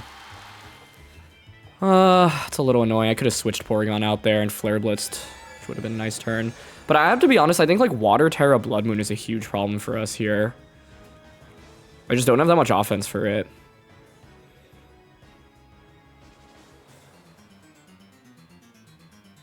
I'm thinking here I actually still end up Trick Rooming again. I could see Whimsicott switching it into Blood Moon now.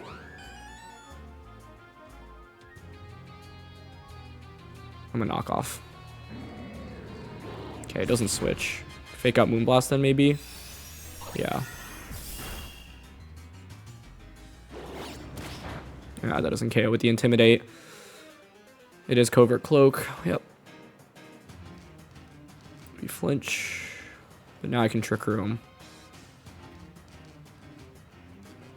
Last turn of Encore as well, so we would break out of it. They could double up onto my Ensign now.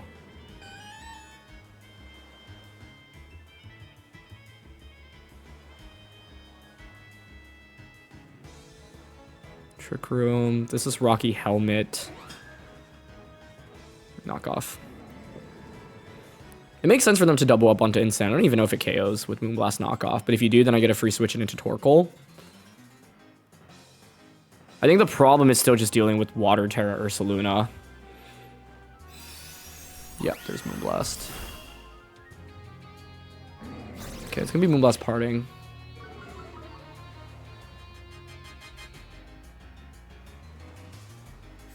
That would have been better off if I just Flare Blitz Whimsicott earlier on in this game. Ursa comes back in. We will knock out Whimsicott and set up Trick Room again. Mainly curious about the item on Ursaluna. I really think it's going to be Assault Vest, and Assault Vest Water Terra Blood Moon is not good for us.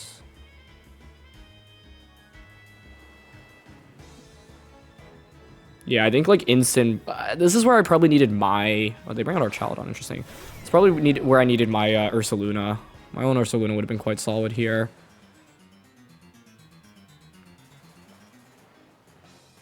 I want to knock off into this and break our Charizard sturdy. Ice Beam into you. Knock off into you.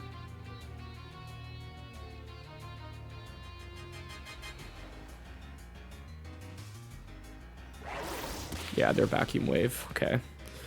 Should be Assault Vested then. Oh, I don't think I can beat Assault Vest Ursaluna with Water Terra. It's such a bad matchup. Draco coming out.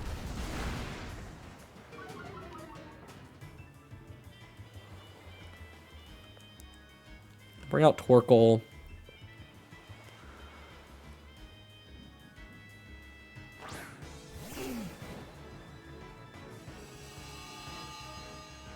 Who would I even Terra in this game at this point?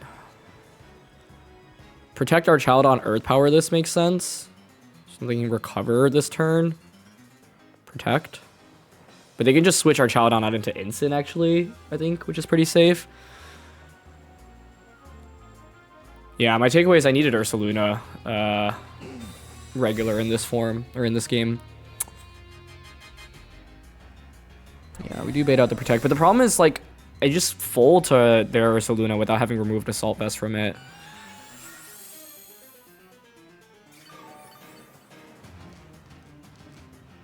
Okay, it is Earth Power into us. I mean, they're not going to be... Like, can I survive Earth Power? No way, right? Could switch in a Charizard here. I mean, this is at -2. Switch in a Charizard, reverse Trick Room is the play I'm actually thinking about. Alternatively, I can just get my guaranteed Eruption off here.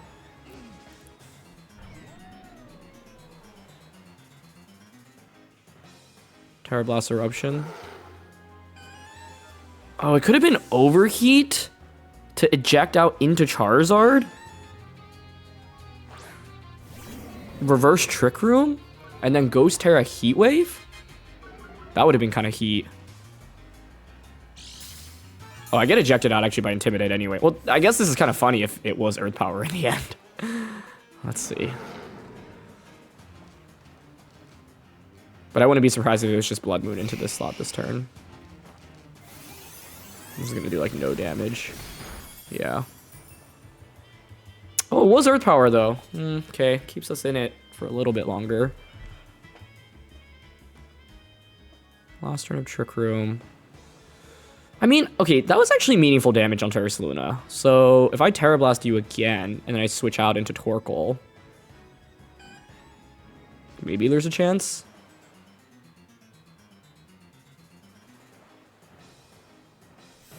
I also could have Ghost Terra this turn, which I was thinking about.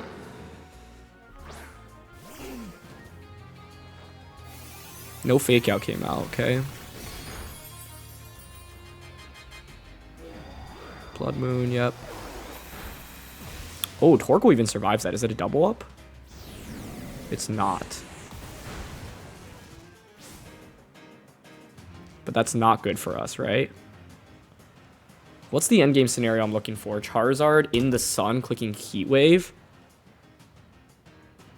Because now Ursaluna can just Hyper Voice. And then this could Vacuum Wave this.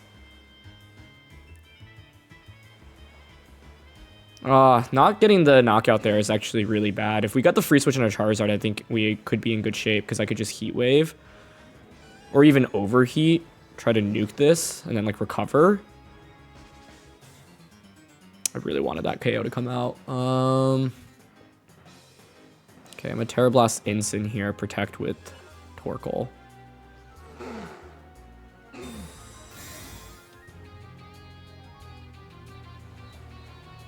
Yeah, knockoff. It's not surprising. And then Hyper Voice. Really safe here. Yep. But I can't make a switch there. I could have Terra'd Porygon, but I don't think it's worth it there. Okay, so now we have Charizard. It's actually winnable if the scenario boils down to this. I Helping Hand Heat Wave right now. It's the last turn of Sun, so I get a ton of damage here. Man, if we were Fire Terror, actually, we might have been totally fine. But yeah, Helping Hand Heat Wave is the play this turn. The goal is to knock out Ursaluna, deal like 60% to the Instant. If Instant parting shots, you bring Instant and then our Child on back out, but then I just Ghost Terra to get around your Fake Out. Either way, crazy game.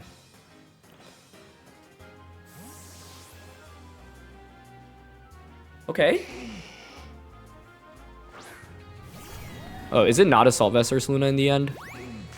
This whole time I thought it was, but it might not be. Oh, I mean, okay. It'll be a Charizard versus Instant endgame. Double KO. Okay.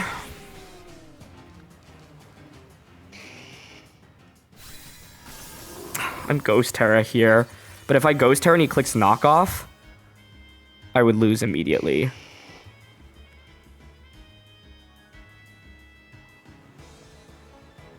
Does the Fake Out damage... Because I think you click knockoff here for sure anyway, right? If he clicks knockoff, though, he removes my item and then I get to overheat you. So I'm a Heat Wave right now. I did Fake Out. I would have won if I just clicked Ghost Terra, but it's not worth it, I think, because if he just goes knockoff there, I just lose. Whereas here, I should survive knockoff anyway, I think. Oh, that does nothing, though.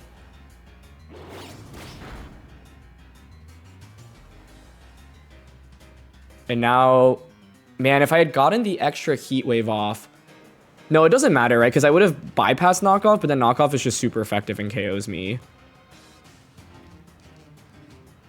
I think we'll just fall short of knocking out with Overheat here. I needed, like, 15% more on Incineroar.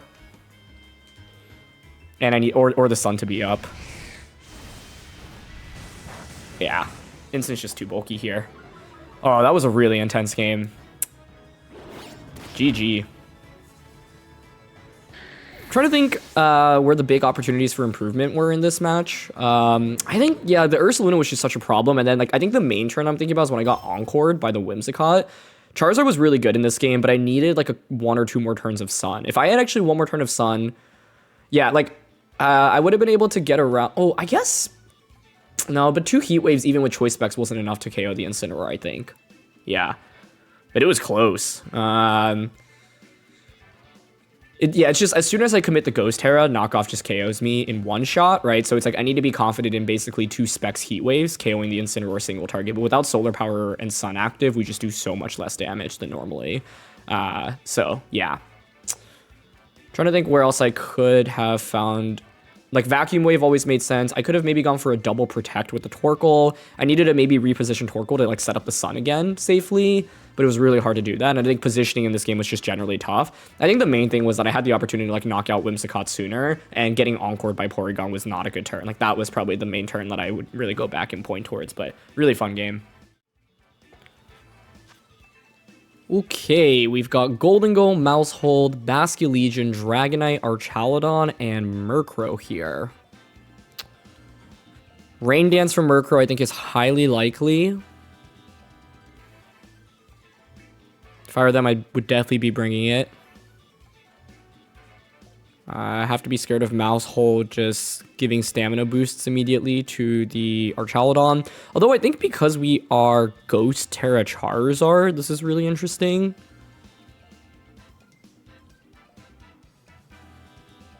I could obviously go the Trick Room route in this one.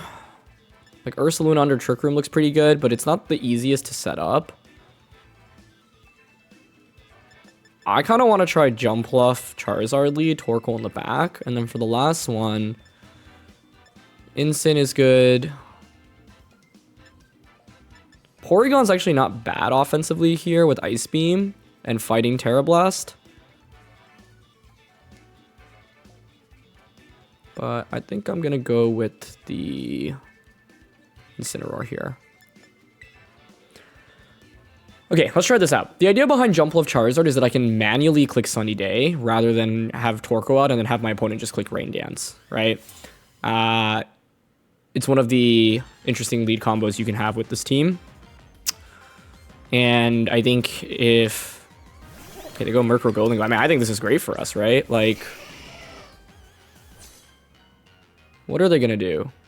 Rain Dance? It could be Rain Dance or it could just be Tailwind. Make it rain. But I could Fire Terra to survive that. I'm down a Heat Wave here. Fire Terra. Sunny Day. The dream would be that they Rain Dance, being like, oh, if I Rain Dance, I'm just going to survive your attacks. And then Sunny Day, Heat Wave, boom, double KO. And then I just Tailwind, Heat Wave, win the game in 2 turns. That would be the dream. But Golden Go pivots. I mean, that's still fine, honestly. Because we break potential multi-scale. If they Tailwind with Murkrow, Sunny Day just KOs them. Then I can just Tailwind with Jumpluff the next turn. My guess is that they're just Tailwinding here. But Tailwind is fine since then Jumpluff has Chlorophyll active. And I can just Tailwind with it. Yeah, they just Tailwind. Okay, that's fine. We'll manually set up Sunny Day right now. Heat Wave is going to miss. It's going to miss Murkrow. Oh, that stings. Okay, because they could Rain Dance now, potentially. I'm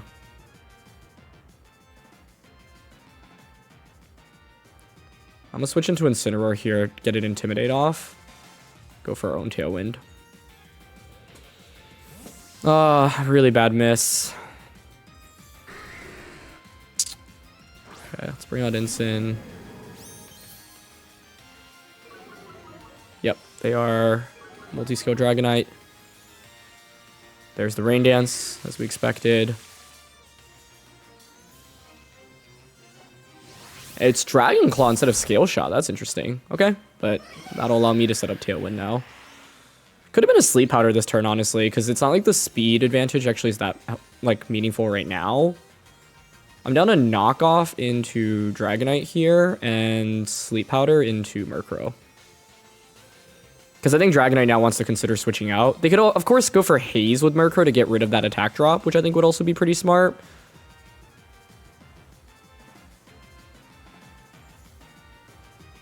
Haze Dragon Claw. I don't know if that even KOs us, though. Jumpluff took that Dragon Claw really well. But yeah, like eliminating Murkrow would have been huge because it would have just given me weather control and sun for the rest of the game, which would have been very, very nice. But it's still okay. You're going to miss moves when you use this team. It's going to be a Terra from their end, okay? On Dragonite. Into Terra Normal. Okay, so they're trying to snipe me off with Extreme Speed then, I guess. But does that even KO me? I don't think it does. Well, let's find out.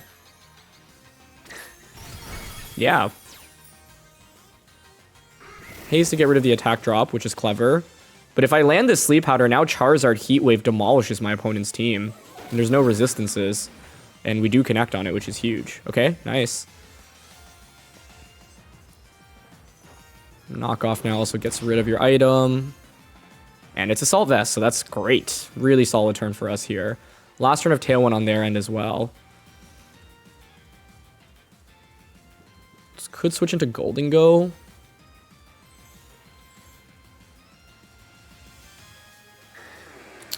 I lean towards Sunny Day, Parting Shot here.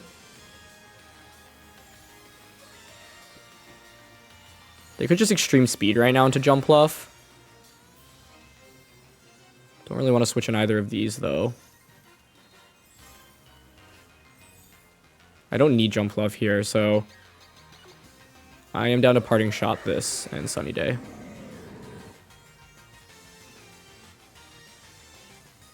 Okay, we get Sunny Day off. They're not going for Extreme Speed. Could be an Extreme Speed, like low kick or Stomping Tantrum into Incin. Or Dragon Claw into Jumpluff. Okay, that's fine by me. Jumpluff has honestly done a lot in this game. The main question is whether or not they get another immediate wake up with, or sorry, not another one, but they just get an immediate wake up here with Murkrow this next turn. Because basically what I'll be able to do is pivot Charizard back in, and this next turn I will just be able to go for Heat Wave and knock off really safely. And if... Actually, I could just fake out the Murkrow, right? That's probably the better play.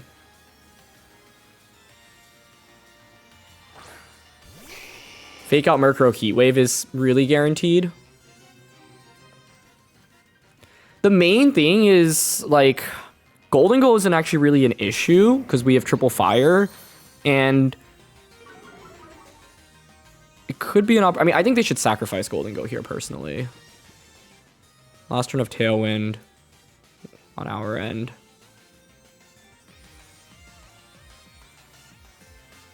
Okay, I'm down to just Heat Wave here, fake out into the Murkrow. It's a guaranteed Heat Wave from Charizard right now.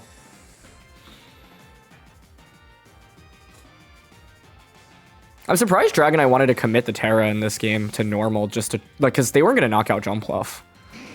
Yeah, so they're going to sack Golden Go, which I think is definitely the right play. Fake out onto your Murkrow. Their Covert Cloak. Wait, is that actually how it works? No. There's no way, right? The sleep message will still show, because it won't show that it flinches if it's still asleep. Yeah. I think I just got tripped up because I always am used to seeing the Pokemon flinched message right after. But obviously, yeah, not the case here. Okay, so they're going to be down to Dragonite plus a fourth Pokemon. What is that fourth Pokemon going to be? It's Archaludon, okay? So the expectation is Extreme Speed to KO the Dragonite. Or from Dragonite to KO the Charizard.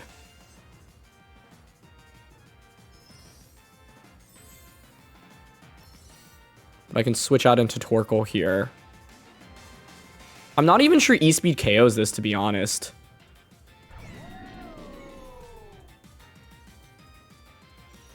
I want to go for Flare Blitz to knock out Dragonite. I think it's fine to switch here and Flare Blitz. My fear is that they E-Speed and their Power Orb, E-Speed, Power Orb, like Electroshock, double up onto Incin right now. I think I could have also just stayed in and Heat Wave here, but I don't know. I just don't think you can let Charizard get a Heat Wave off into your Archaludon right now. They didn't go for E-Speed, but it's just going to be Electroshock first, okay?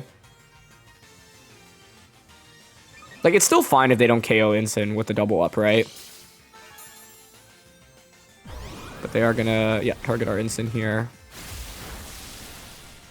I don't think you KO me after I heal back with Citrus Berry with any move. Low kick stomping. But let's see. Nice, okay. That's why I figured this play works, because even if they make the really nice prediction, it's still fine. And now we have Charizard that outpaces Archaludon. But, like, my opponent had to make a bold prediction to even keep themselves in it. And to their credit, they found the prediction.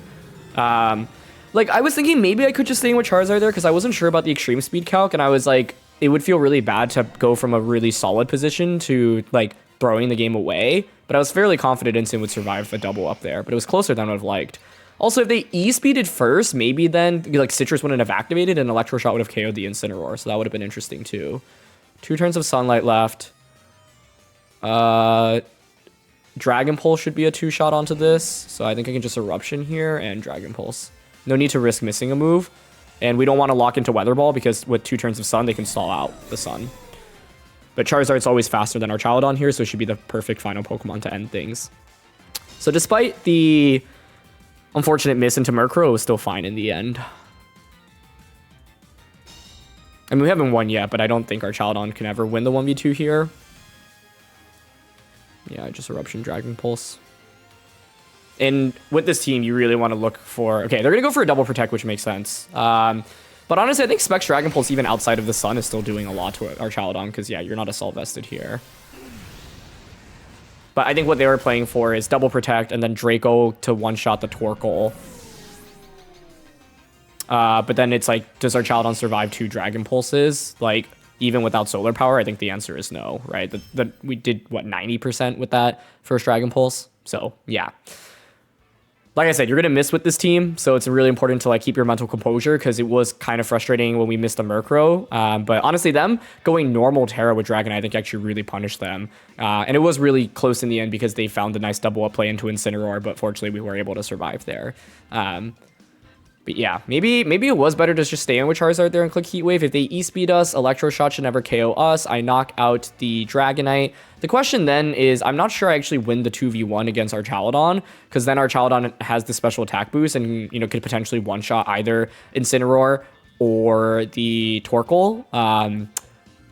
And if they did go for extreme speed onto Charizard, then like I just win the game immediately off of that, because our Charizard's not going to get a one shot onto Incin, Torkoal, or Torkoal, right, from that spot. So yeah. Okay, we've got a Pelipper here.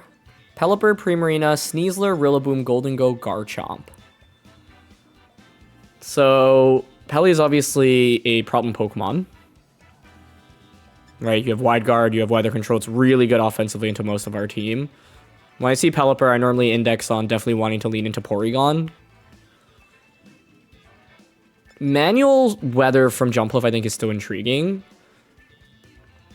Especially because normally Pelipper is going to run like Weather Ball. So if I go for Sunny Day, your Weather Ball into Charizard suddenly becomes a lot weaker, although they'll probably Hurricane. I think Jumpluff Charizard is one viable lead here, but I think the Trick Room angle probably makes a little bit more sense, especially if we think they're not going to bring Rillaboom. So, for example, Porygon 2, Ursaluna. Porygon lead. We want Ursaluna in the back. We want Torkoal for weather control. It could just be Porygon 2, Incin, Ursa, Torkoal. I think the reality is, if you ever see Pelipper in your opponent's team, you should already be thinking about dropping Charizard. It's just a liability often into these matchups, especially if you don't know about like whether or not they have Wide Guard. And I don't love Jumpluff here because they have Goldengo. But I did think about Jumpluff Charizard as a lead in this one, just because like the element of surprise with Covert Cloak and Ghost Terra can really catch our opponent off guard. But as I mentioned in the team breakdown, like opposing weather is a big problem. Now, snow isn't too scary because Charizard obviously can threaten Ninetales for super effective, as does so much of your team. But they'd go with Rillaboom Goldengo, so honestly, Jumpluff Charizard would have just like demolished this. So, nice lead by my opponent saying, you know what, I don't think you're going to lean into your Sun stuff. It's still fine though, to be honest. Like, they're going to fake out Porygon. I would expect Terra on Goldengo. Or they could fake out Incin. But then you would let me get Trick Room up. I think you're going to Terra Goldengo, so I honestly might click fake out into it. Because leaving it vulnerable to a knockoff or a Flare Blitz would be wild. Oh, but they just fake out into us. So I could have Terra there. But this is still fine, because now I get Trick Room up. Yeah, like you nasty plot, but with Trick Room up on our end, I actually don't think that's too bad of a trade. And honestly, even if I had led Jumpluff Charizard, I think they would have been able to just switch in Pelipper, protect Goldengo turn 1. It just feels like so tempting to, you know, like this would have been a really nice spot for it. My prediction now is what? Goldengo protects. This pivots out into Pelipper. We did get the special attack boost here. I'm down to Ice Beam you and knock off you. Goldengo could just send it with Terra this turn as well. I think that's a possibility. But Rillaboom normally Assault Vested here. I think being able to double up into that slot is pretty good. I could definitely see a Pelipper switch in here. Peli switch in Terra Goldengo I think is a relatively safe play as well, but +2 Make It Rain isn't even that scary. since instant resists and Porygon will survive and it can heal it back up.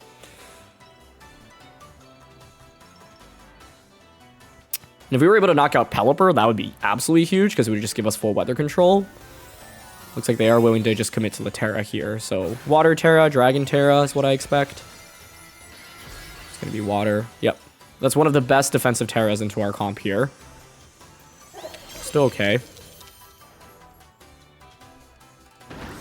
Okay, they're going to Grassy Glide. I wonder then if you are plus... like you have an item that boosts your special attack. Like a Metal Coat, Life Orb. Porygon actually then may faint. And that would be a really strong turn for them. Oh! It's going to be a second Nasty Plot. Okay. Now they're cooking. Interesting.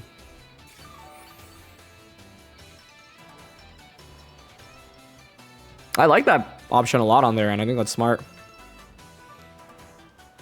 Sneasler comes out now. Okay. Sneasler, like... Oh, it's Grassy Seed Sneasler. Okay. So it's a lot more vulnerable to getting one shot. And Pelipper should be their final Pokemon, right? We definitely don't want to switch in Ursaluna right now. This could Fake Out. I could Terra this. We should be targeting Golden Go, though. If I were them, I'd be clicking Fake Out into Porygon and then Make It Rain right now.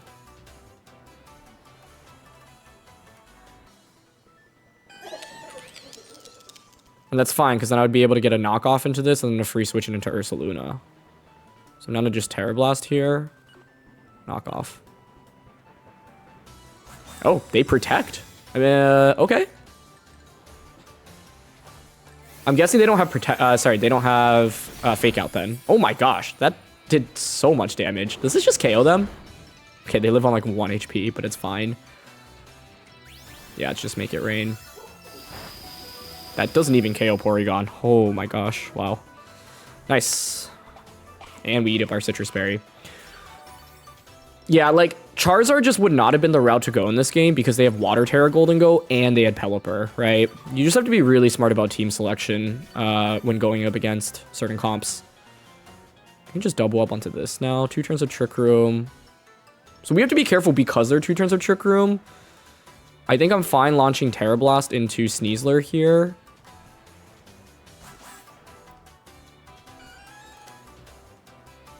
Because there's 2 turns of Trick Room, I want to force this to protect. What we don't want to do is let this actually get a free attack off and then protect on the last turn of Trick Room. I could recover as well, I guess. Terra recover.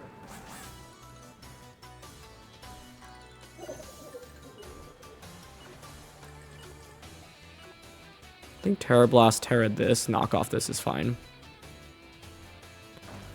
Basically, the question is, what do I want to Terra in this game, right? I don't think I need a Terra Torkoal.